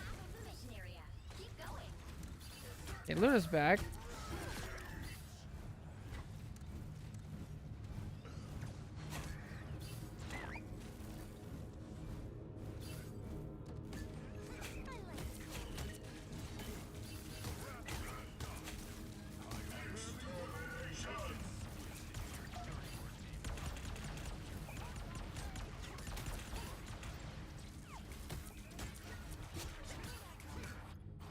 Okay. But what did we trade? What's the trade-off, right? We're in their backline. We're distracting some people. That's fine. But at the same time, our Luna's dead. We trade a tank. We trade a tank for a support. Not a great trade.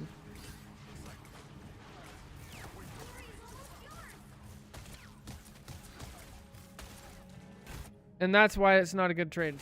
Because now we're down a tank as well. Luckily, we have Rocket. Res. So do they. Gets res. Oh.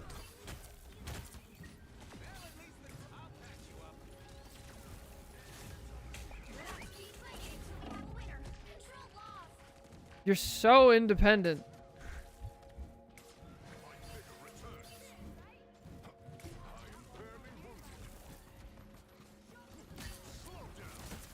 Oh, get him! Let's go.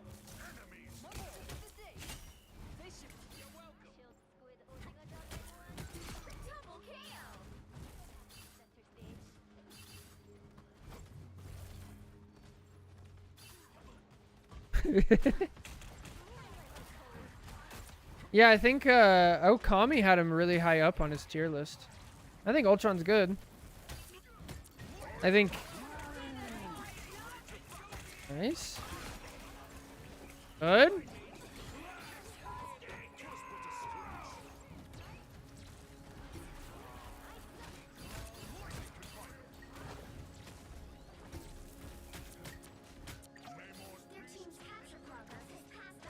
I'll get the kill. I'm shocked you waited.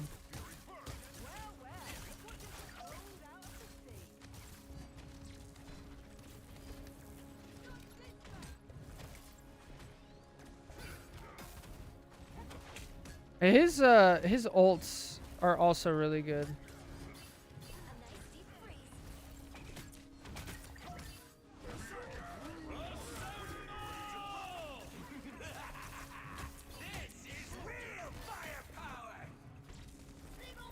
Get back in there. Get back in there.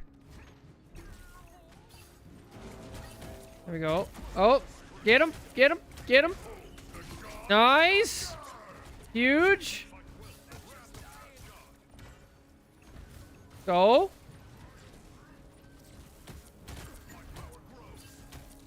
Oh, kill him. Oh, and here comes Ultron ult. Speaking of which, almost. Bro, that cap is terrible. What a freeze! Let's go, Luna!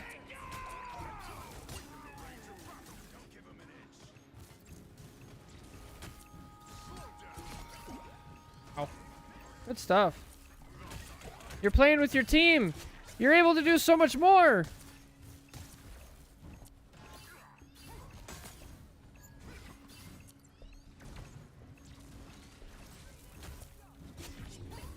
Nice. Okay. I have a theory. I have a theory about like what we need to do here. What I'm gonna say, and maybe this will play out here, is I would do what you're doing normally, because I want to like throw in survivor bias here, right? So we're seeing the loss. I'm sure there are lots of games where your play style, doing the exact same thing that you're doing right now, just works. So I would say keep doing your play style exactly as is, and don't make any changes until you start losing and things are going wrong, okay? Then I want you to adjust like two main things. One is we're going to adjust and play a little bit more brawly. At the end there, you were playing like dive, and then you got behind them, and then you just brawled for a really long time, and it worked really well. So when you start losing, switch to brawl. And then the second thing... Oh, shoot. The second thing is we have to look at like uptime and trusting our supports and building that trust. I don't have a more succinct way of putting that, but build trust with your supports on the front line. This. Nice, nice. This is great for you.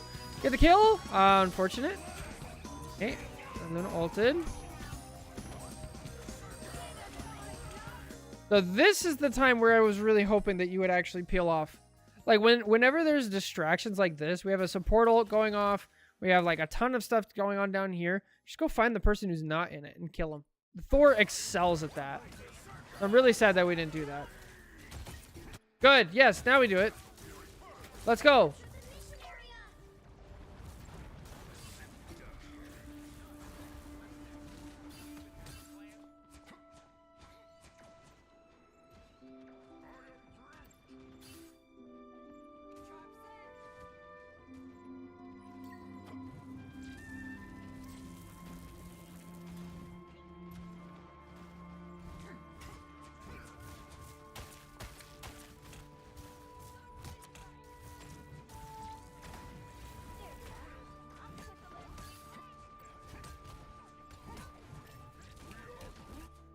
Yeah, this is... You gotta be really careful of this. So, whenever you're playing like this, you want to try to keep your uptime high if you can. Because the whole time that you're like playing setup and you're staging and you're doing things, your team is fighting 5v6. If active, like all of these people are doing damage and being active. On your team, all of them are being active and doing damage, except for you. You're the only one who's just kind of like hanging out, waiting for an opportunity. So be aware of that. And again, if it works, keep at it. Because this playstyle can totally work in tons of situations. Just once it stops working, like, be aware of it.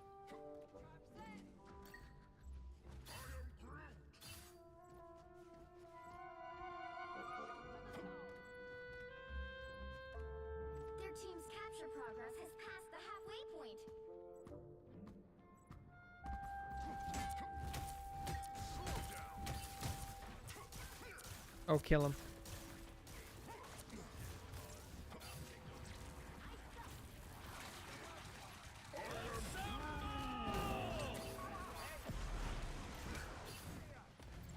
Damn.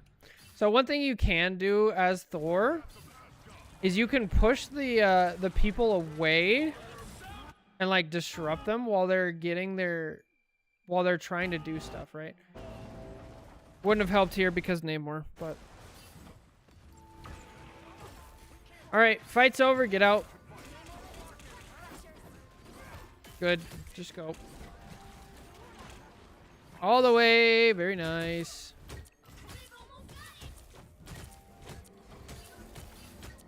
Oh, kill him. No, the map. Oh, that's so unfortunate. You outplayed the shit out of that cap.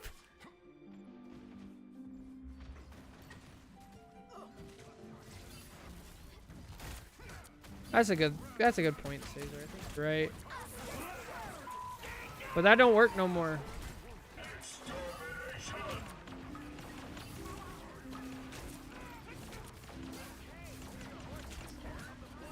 Yeah, you probably know more about Thor in this specific matchup than I do. I would take one look at this and see an ulting Deadpool, a DPS pool in your backline and be like, okay, first of all, it's not really that much of a threat. And second of all, it's not my responsibility. That's what I would say. This is, I think, the second or third time we've done this, and it just doesn't really help. I would instead be like, okay, if they're going to deal with that, I'm going to help with the Cap, or I'm going to help with the Groot, who's probably barreling down on his way here. Something like that. That's what I would look for.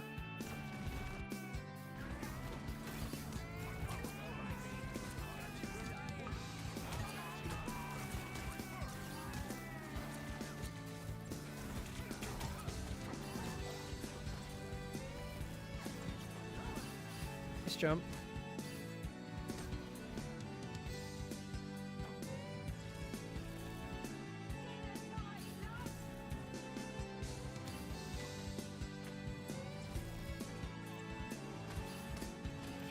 You're down to support. Let's go. Oh, good Groot wall. Wow.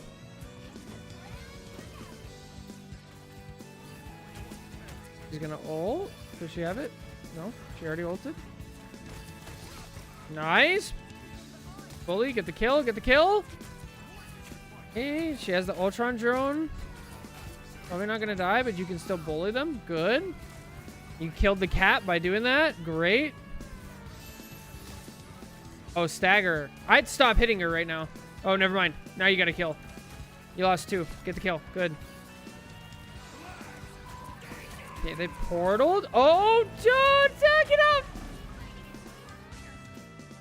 Wow, huge Namor ults this game.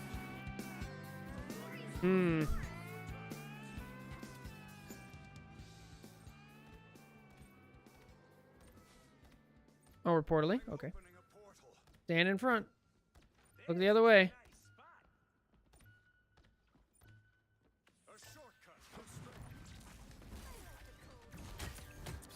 Get the kill. No!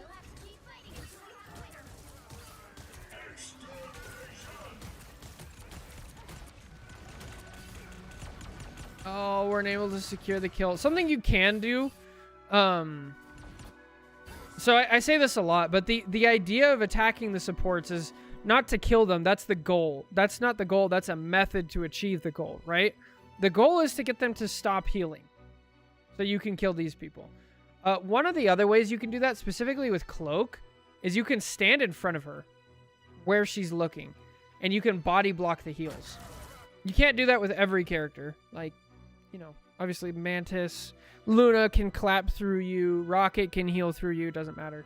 But Cloak, you definitely can.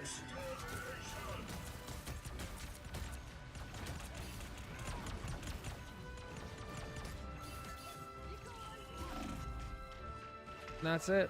Yeah. Dang. A lot of tiny mistakes just adding up over time. I think if you guys like adjust that first round a lot, that helps a ton. But yeah, those are the 2 things I would still work on. Is 3. Number 1, build some rapport with your supports. Like, just give them little nods here and there that, like, I'm going to stand here. I'm going to let you heal me. I'm going to work with you. I'm going to try to defend you in these situations. And, like, it will boost their morale, like, a ton. It'll make them a lot more comfortable. And then they'll feel better being aggressive with you. The second thing is keep your play style as it is. But when things start not going well, and you can see that, I would adjust to a more brawly playstyle with higher uptime and try to leave those like long flanks alone. You can still attack the supports like you do, but do it in a little more open frontliney kind of way where you're brawling and you're moving back and forth with your team. So yeah, adjust in those small ways, and yeah, do it. Thank you guys so much for watching. Take care. God bless. Catch you next time. Bye. All right. Give me a second.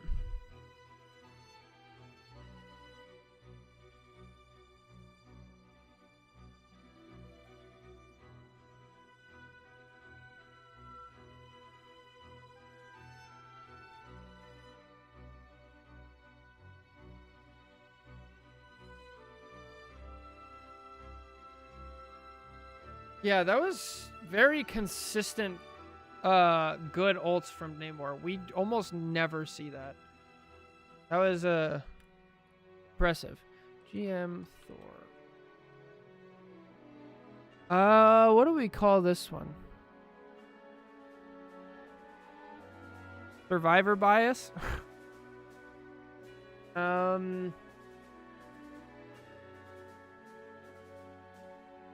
Building rapport.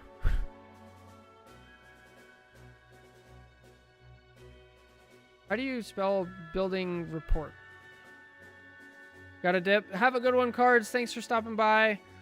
Just while you're here, I will not be streaming tomorrow, so we'll see you guys Wednesday. RAPPORT. There you go. Yeah, I like that. I think that's not something we've really talked about much. Okay. Talent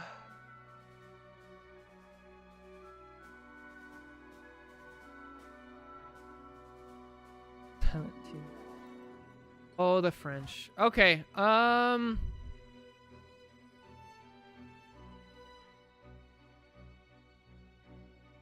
Think I'm all tapped out for VOD reviews today. We got 3 done. I think we're gonna move on to a guess the rank.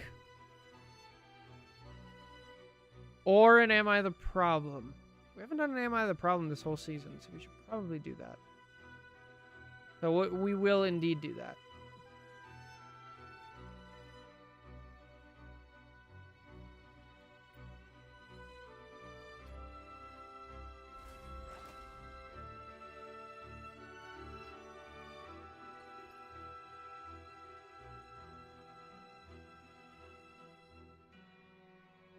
Oh boy. We haven't done an Am I the Problem in a while. Time to make my stomach hurt.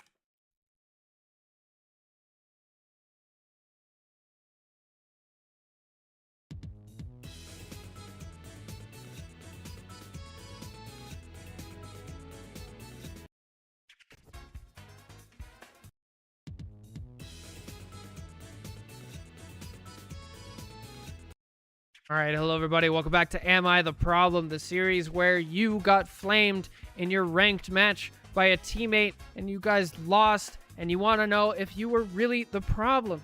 Today, our protagonist is playing Squirrel. This is Gold 1. They say, oh boy, from the start, Fox was upset with me for playing DPS, demanded a second tank, and then when other teammates started pointing out lack of healing, she started blaming DPS, and then honed in on me. I wasn't playing my best game, but I really don't think I was getting the healing I needed. She yelled at me to switch on comms, so I went Luna, and she went Phoenix. She was super toxic, and saying her in DPS was why we were doing better, while the rest of the team pointed out that we would all be dying if she were still on heals. I was tilted out of my mind at the end, and there was a large argument after where everyone trashed on her, and she was convinced she was the greatest thing since sliced bread. Bonus title, which is Get Back in the Kitchen, is because at some point someone told her to go make a sandwich, and she told me to get back in the kitchen, thinking I was a mediocre man. Oh boy. Okay, so this white fox apparently turns toxic and rages on everybody. Let's see what's going on. I haven't done an Am I the Problem in a while. What is this angle? Hang on. I've never seen anybody use this angle. Nice. Poor girl thinking outside the box. Oh, get wrecked. Oh no! I think if we're a little slower there, you might actually kill him. Why is our Punisher dead? Hold on, what? What happened?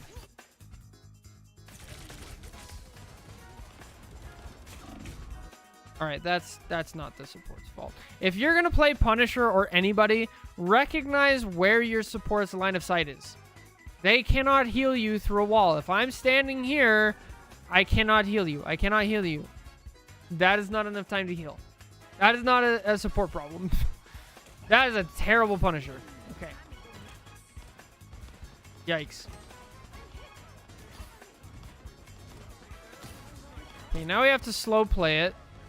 Strange is getting pushed back, which I'm not saying is your support's fault. Like, you guys are down 1. That happens. Also, this is a terrible matchup. Dude, playing Strange against a Thing and a Thor and a Squirrel Girl? This is just brutal. Oh my gosh, you guys pushed him back. Wow. And got the kill?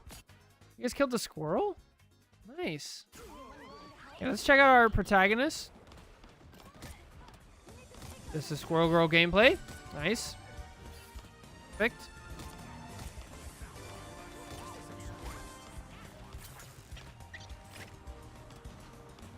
Far so good. The only egregious thing we've seen so far was just the Punisher being terrible. Speaking of which, our other DPS is now dead. Knight killed the Widow, goes to ult, gets the kill. Thor kills him for it. It's a worthy trade. I'll take that.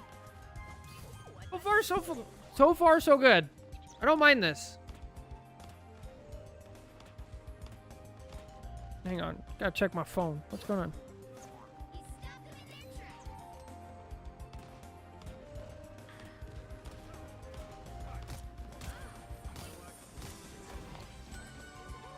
All right, we have an ult. I'd wait till they get close to the corner. That'd be a good thing. That's a terrible invis ult. Okay. So, our Punisher is low, trying to shotgun. That happens. They have a support ult going off. So, we use our White Fox ult. I don't mind this ult. This one's fine. But we cannot double support ult. So, a little bit of communication. Actually, there's no... This is not even a, like, classic double support ult where both people ult at the same time. This is, like, clearly they're just, like, bad. It happens. Now they have a huge support ult advantage. So if I'm Squirrel Girl, I'm thinking, like, okay, well, they use their cloak ult and we use both, so I need to go kill that invis. I have an ult to do it. Invis dies anyway. Yeah. No chance. Dead.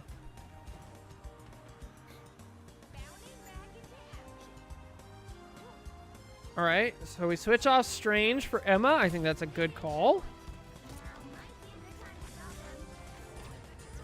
We're a little far forward for my liking, but I'm glad we backed up. Why is our tank dead? Why is our tank dead? What happened here? First of all, is everybody here? Did anybody get bad spawn? No. No, everybody's here. Okay, she uses her diamond form and gets literally not a single piece of healing until White Fox teleports. So let's see the person who's flaming everybody.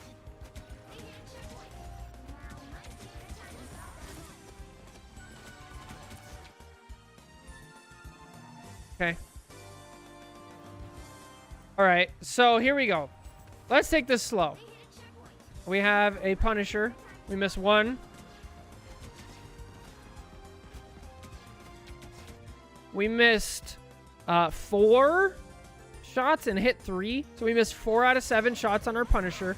And then we have to use a tail because we're bad. Now we're going to go... We miss 1 on Moon Knight, 2 on Moon Knight, hit the 3rd, hit the 4th, missed the 5th. So we missed 3 shots. Is that right? We missed 3 shots on Punisher? 1, 2, hit, 3. We missed 3 shots on Punisher and 4 shots on the other one. So it's worth noting right now because White Fox, we're just about to season 7.5, so people still don't fully understand this character. People think that she's kind of just like Cloak. You can kind of loosely aim in the general direction. No, this character needs to be accurate. If you do not hit the first shot and you're bouncing things off the floor, you will lose 58% of your healing. 58%. So the first hit, let's take this shot for an example. This shot hit here and then bounced and hit the Punisher. Okay, that's what happened. So the first hit, whatever it hits, it does 50 healing. The second hit does 35 healing.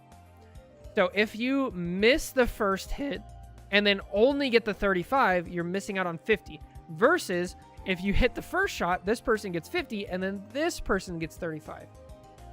So aiming is actually incredibly important on this character. So why am I pointing out bad mechanics? I almost never point out bad mechanics unless it's like egregious. Is like, this is enough. Now we've spent so much time trying to heal the Moon Knight and we've completely lost sight or ability to heal the Emma, who's in a bad position anyway. You know, we're all right down main, not using any cover, just by the way. And so we spent so much time trying to heal the Punisher and so much time trying to heal the Moon Knight, who are both taking tons of damage. We're out of the way anyway. And now we don't have any healing for our tank. Now, what's going on with Invis while this is happening? Okay, she's hitting her shots. We kind of lose focus. Can't turn. And then, yeah. I blame Squirrel Girl, of course, right? Totally Squirrel Girl's fault for this. That was terrible. Okay, what's the plan here? Your whole team is dead. I don't like this. Come on, protagonist. You're gonna get yourself killed here. If there's nobody here, just... Oh, you're dead. You're so dead. Live it! No! Yeah. See, this is really what we don't want to do. When your whole team dies, you have two options. You either die or get out. Right? So at this situation, we killed their tanks. So we traded tanks, but we're down to DPS. But at the same time, we're right next to their spawn. And your team is likely to die more, which they just did. So here it's like, okay, I can either get out, take this jump pack up here. And so hang on, let's go slow. We can turn around. You can say, okay, they're going to die. The health pack if we need it. Jump pack up this way. Go over this way. Out and around. Health pack here. And then we're back to our spawn. You can either do that, or you can go in and die in a blaze of glory. And if you die, that would be better than doing what you did, because then you respawn with your team. Since we don't realize the fight is over, and we try to go on this flank and we do all this stuff, look at our team right now, right? Up here, now our whole team is alive. And if we look, they're all together. If we died at the same time, we'd be right next to this Punisher right now. But since we didn't, now we're in the back line. This is not good. Not what you want. And now we die. So our team up here is now technically staggered. Luckily, the Moon Knight gets a kill. So yay. And then the Moon Knight dies. Because he's just trading for kills.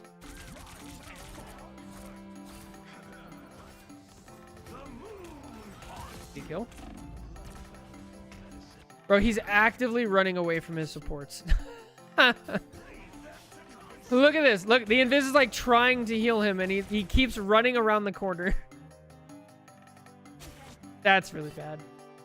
Are we going to watch our White Fox miss shots on him as well? This White Fox literally has no idea that he's even critical. Ay, ay, ay.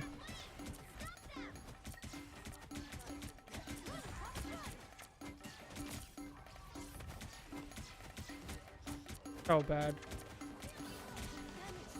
Yeah, Caesar, you're right.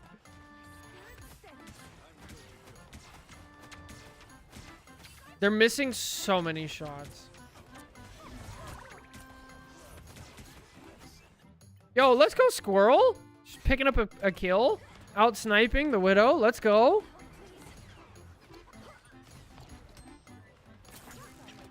Oh my Lanta. That's the luckiest thing I've ever seen. We take those. Yay, Squirrel Girl and gold. Holy, your whole team just got obliterated. This is why we don't double support ult. These guys double support ulted at the very beginning of the game, by the way. And they're getting punished for it now. That was like 3 fights ago.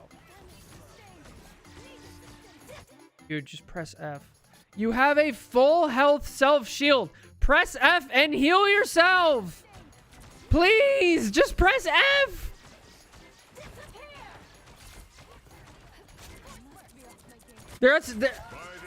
Oh my Lanta! Why is your other support not healing you? What is going on here? Can't hit a shot. Can't hit a shot. Can't hit a shot. Please. TPs to her teammate. Okay, fine. Whatever. Bro, this is so bad. Please don't TP in. Like, you have another support right in front of you who's half health this whole time. Less than half health. And look, they're right here. See, look, you can see it's right in your face. And then instead of healing them, you TP to your full health tank. And now you're right in the view of their tanks. I blame Squirrel for this. Yeah.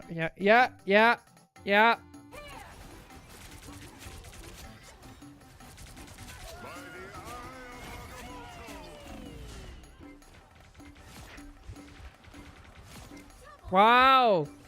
No, the squirrel! I was just about to compliment the Emma, but can't be that far. All right, what's the plan now? Go get the health pack? No! You're kidding. You're kidding. Please heal. Please heal. Why did she turn away? Why? She literally actively didn't heal you. Bro, no. How did she actively not heal you? Completely misses, just looks away. What? Why is White Fox not throwing? This is the one time you actually throw and bounce them off the floor and then it can just heal them. Dude, come on! Oh, my Lanta. And then we just tail nothing! Why do we tail nothing? Go to point! Oh my gosh, please go to point. Go to point. Go to point. Somebody, anybody, touch the point. Touch the point.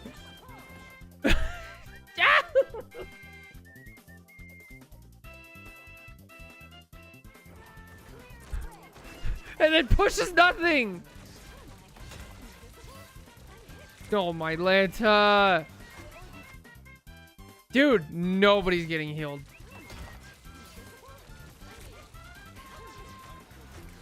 They just got massacred. Where's the other support?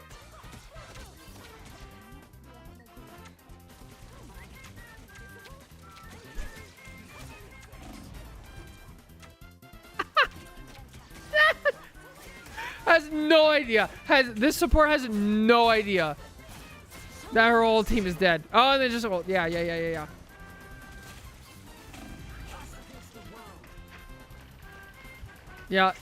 Yeah. Yeah, get him, Punisher. By yourself. Now that they got the point. And you're literally right next to their spawn. Yeah, you get him. Bro, what? Oh my god, he got a kill!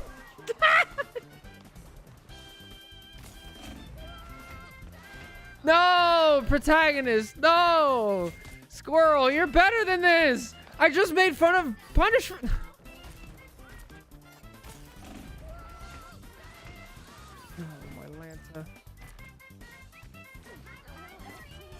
I actually don't even blame your Invis for... I'm going to congratulate your Invisible Woman for not healing you. Because you need to get out of there. Good stuff, Invis. That's the first time I've... Alright, now we switched. Now we're on Luna. We have 2 tanks now. This is a really difficult point to push, so maybe we got it, right? This Invis cannot hit a shot to save her life. Holy.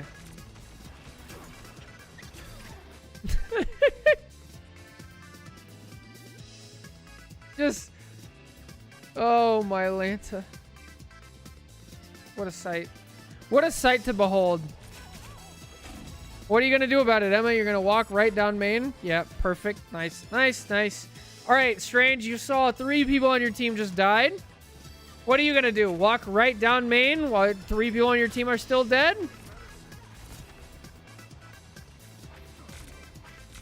Uh-oh. Run! Dude. Hold on. Why is Psylocke dead?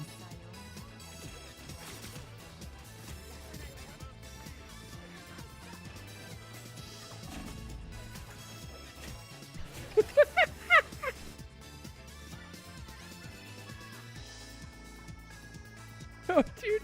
No. No, dude. No. It doesn't matter how much. You can't out-heal stupid. You can't out-heal stupid. You just can't. Holy shit. Oh, my Lanta.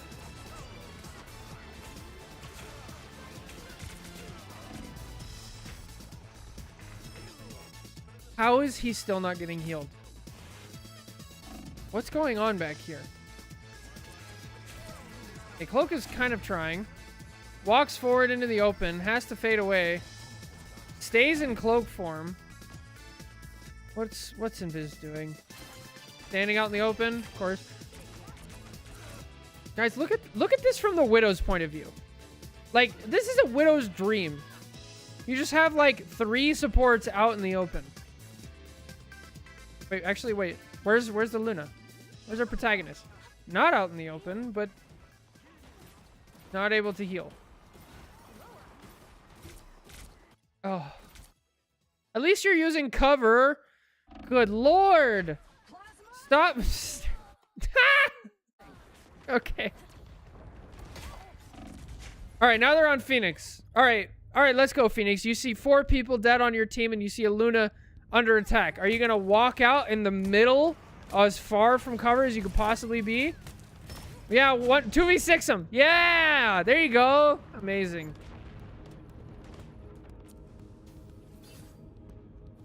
Holy dude.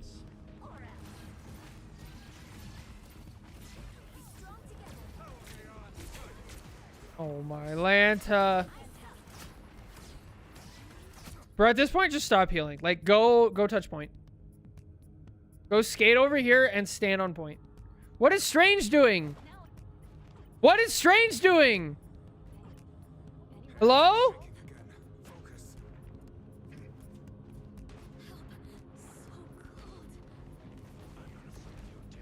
Sir? You're a tank. What are we doing? Hello? What are we doing? Okay. All right, cool. Cool.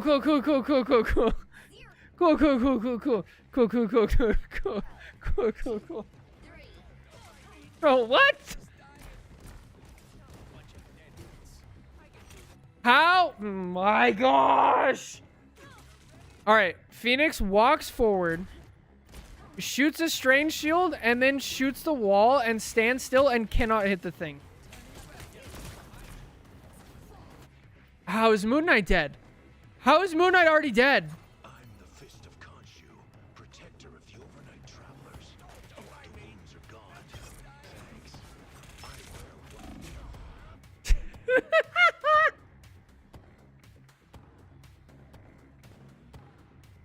He's half an inch from safety. If he literally just stands here, he's fine. I don't know. This is, by the way, this is why Rocket is so good in low elo. I mean, he's good in general, but like low elo, you don't have to aim with him. You don't have to pick somebody to heal. You could just heal everybody in this direction. And when one of your dumbass teammates stands out in the middle of the open doing nothing and dies, they just get instantly rezzed. Look at this. They're getting a kill. Amazing. They killed a thing who's like 5 miles into the enemy backline, like way beyond the line, but whatever. Can't hit a Strange right in front of you. Why is Moon Knight dead again?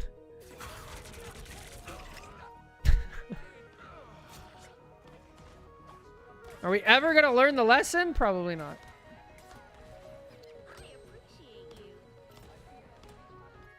Get him, Emma. Let's go. Let's watch the tank. Come on.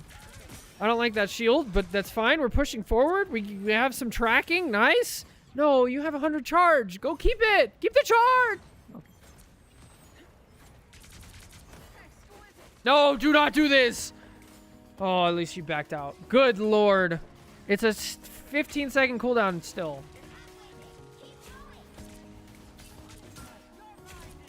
How did that work? Shoot the crystal. Shoot the... Okay. No, don't do this. Diamond form is not to be used aggressively. Wait, this is our protagonist, huh? Because they're on Luna still. Somebody else is on Squirrel now. Good clap. We're hitting everybody.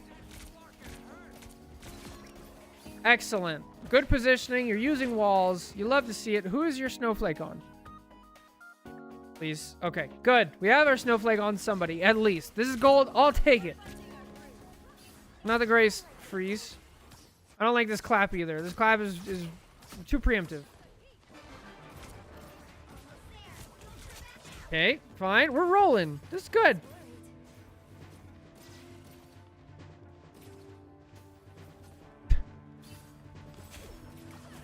Checkpoint. Keep up the momentum. It would be nice to switch your snowflake here.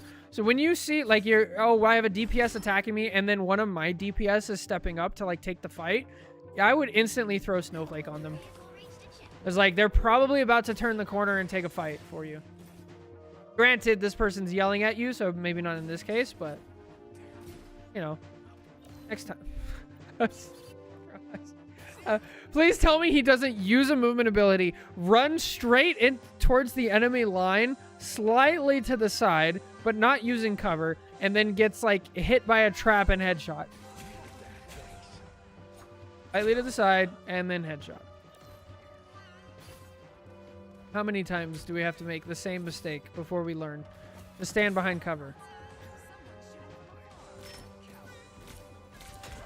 He's gonna ult. He's gonna ult. Okay.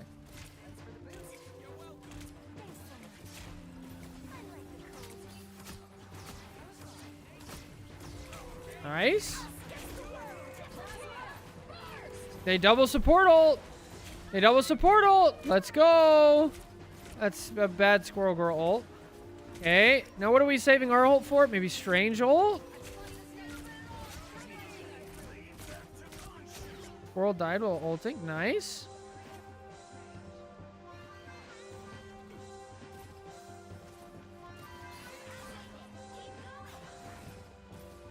Okay.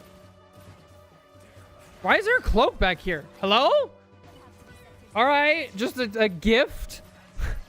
Cloak just said, I don't want to win this game. Sure. Careful. Look at that. We backed up and we took cover. Amazing. Oh, you're yourself snowflake. That's fine. I would have ulted. You gotta ult that. All right, that's fine because Emma got rezzed. Only because Emma got rezzed. If Emma did not get rezzed there, this would be a battle. Terrible thing ult. Nice, good restraint. Excellent stuff. Let's go. Unfortunate. I think you played that well. All right, what is... Emma gets rezzed, goes for the backline. I don't mind this. Tries to keep the Widow distracted. And then just uses Diamond Form. And then... Okay, this is why we don't spread out our damage, everybody. Like, when you're in a team fight like this, especially if you're, like, new, just pick one person and stick with them. I don't care if it's a tank, support, DPS, whatever. But you need to build up the skill set to be able to track one person through a team fight, even if you're getting hit by other stuff. Right? So we do some damage to the Widow, then we do some damage to the Strange, then we do some damage to the Invis, and then we look back and see the Widow again. And, like, now we're doing damage to the Strange again. Like, try to pick one. And then later you can get good at, like, target priority and who you need to do that for. Also, don't position like this. This is terrible positioning. If you're going to play Hulk, this is fine. You're going to play Cap, Venom, this is where you need to be. If you're going to play Emma, you need to be back here. Right? Which you did fine here, and then you rotate so that way you can get healing from your supports because you're in their line of sight, and you can block damage because you're blocking the line of sight from the enemies, right? But like way back here, you can't do that. Magneto, Strange, Emma, it's very rare can you actually get away with this. All right, let's see what our resident flamer is doing.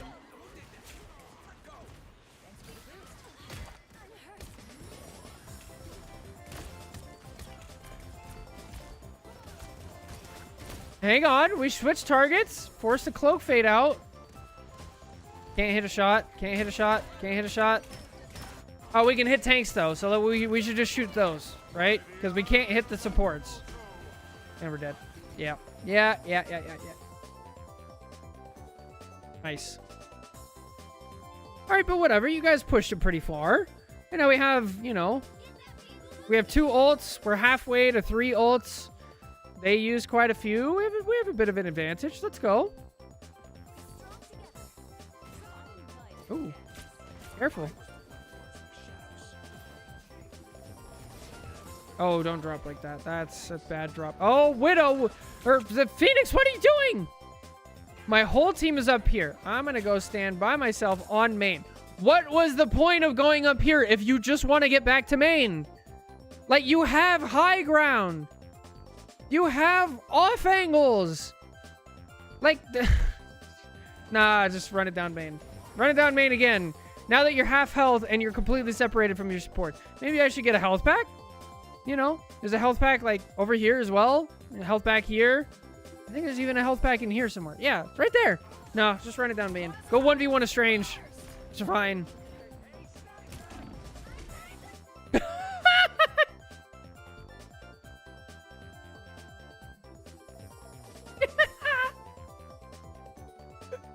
Bro, this squirrel has no idea how they just got that kill, dude.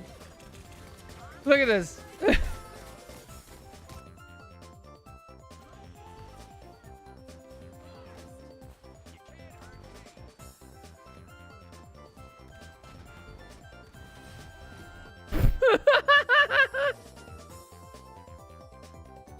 Oh.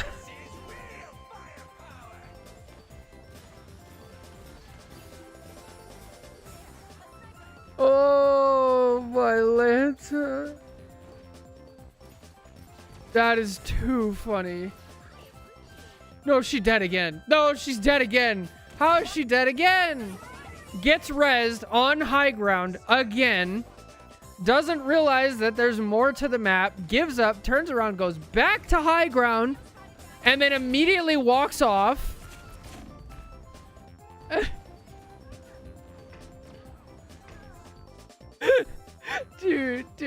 Dude.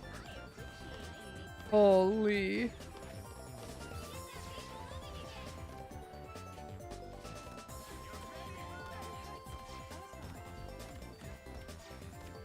This guy, like, these are the people who are yelling at you in your games, okay? These are the people who try to give you advice and say, you're bad because of this, you need to do this. Don't listen to anybody. If you are playing a ranked game and somebody tells you to do something, 99 times they're wrong, just mute them. I swear. The only thing your teammates should be telling you is call outs. Hey, there's a Widow back right. Strange has ult. Cloak no fade. Bucky used hook. Unless you guys are in spawn and they're like asking you, hey, I think we should combo ults. That's fine too. But if they tell you anything else, just mute them and move on. I can't believe Moon Knight lived there. No, Rocket! Rocket!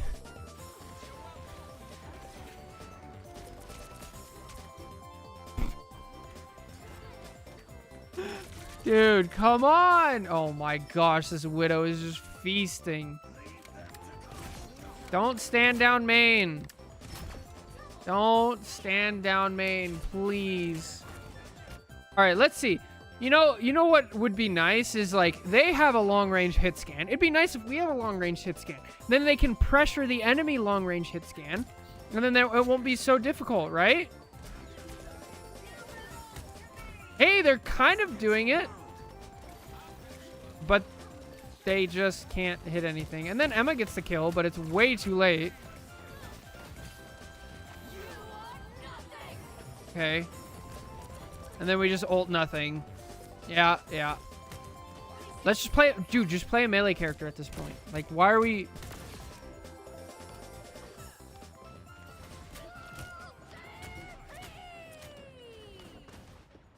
Oh, lost sight of Squirrel Girl. Dude, please. Oh, thank the Lord. I thought that... Why is our whole team dead from a Squirrel Girl ult? Oh, no. This Emma has no idea what the crystal does, by the way.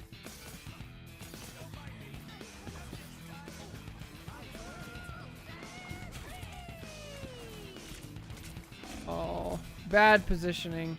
Yeah. Oof. All right, we're going to watch the Moon Knight walk. Run it down main. And the Phoenix. Run it down main. Here we go.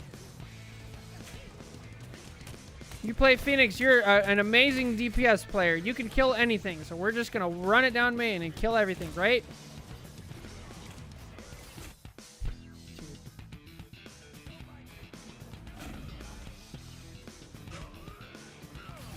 It never gets old. Never gets old.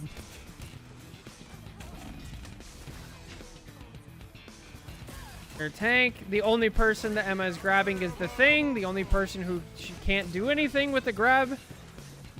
Is anybody gonna portal? Phoenix was the Moon Knight was the first one to die. Doesn't portal. Phoenix is the second to die. Doesn't portal. Jeff switches to Jeff. Doesn't portal, and that's game. Holy shit! Don't listen to anybody, dude. Mute all comms. Avoid everybody. Call it a day. Don't get in a pissing match with a skunk. Please. All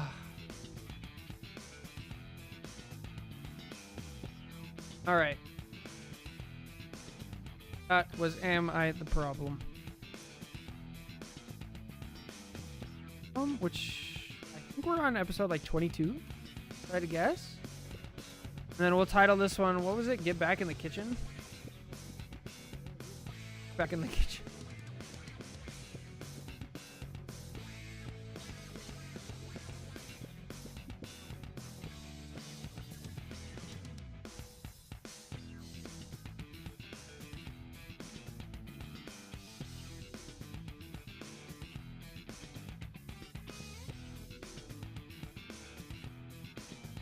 Yeah, 22. I was actually right, I think. Nice. Oh, what a good game. Hope you guys enjoyed.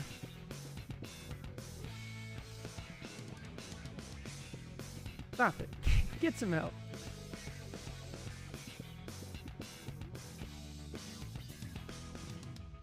I legitimately think we don't know that Phoenix's melee hasn't got created sparks for like 3 seasons. I think it's longer than that. That would have been one of the easier guess the ranks. Maybe. So, my dear Covenant, do you think she was a problem? It's tricky to tell. I think that she definitely made some errors, but there was a larger problem at hand for sure. I never want to tell anybody they're not like to blame, but yeah, that was terrible. Yeah, Sam's got to start muting people. That's what she needs to do. She need to mute people, let them go, because she gets tilted because she knows they're bad.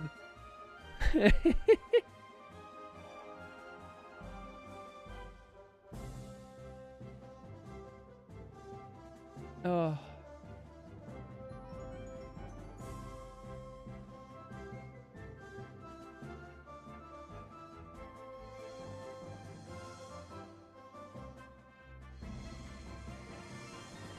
Ay, ay, ay.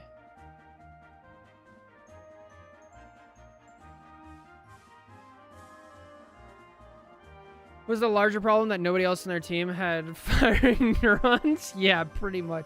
Dude, that Emma had no idea, like, what any of her abilities are supposed to be used for. The Moon Knight literally was had a magnet attached to his head and then walked down the middle and like just said like, Widow, please shoot me, over and over and over. The other Squirrel Girl like had a similar thing to a lesser degree. The Invis just couldn't focus on one thing at a time, and then that White Fox could not hit a shot, and like just, and nobody understands what staggering is at all. Dude, that was quite the game. Tell Sam I said thank you. So as far as the reviews are gonna probably not go up until later tonight because I need to create a new channel and then upload those there. The Am I the Problem should go up today at normal time when these things go up. And then tomorrow, like I said, no stream. I have a thing I got to do tomorrow. And then we'll be back Wednesday. Wednesday, we'll go over the patches and we'll do a full thing. I'll try to make it into a condensed video and have it be one. So that will be it. as far as I can tell. And that should be everything. Sound good? I understand. I enjoyed the supports running around like walking targets for what to practice with. Yeah, this is bad. But yeah, that's it for me today. I hope you guys enjoyed. Thanks for stopping by. I really appreciate all of you, everything you guys do for me. So we will see you guys Wednesday. Take care. God bless. Bye.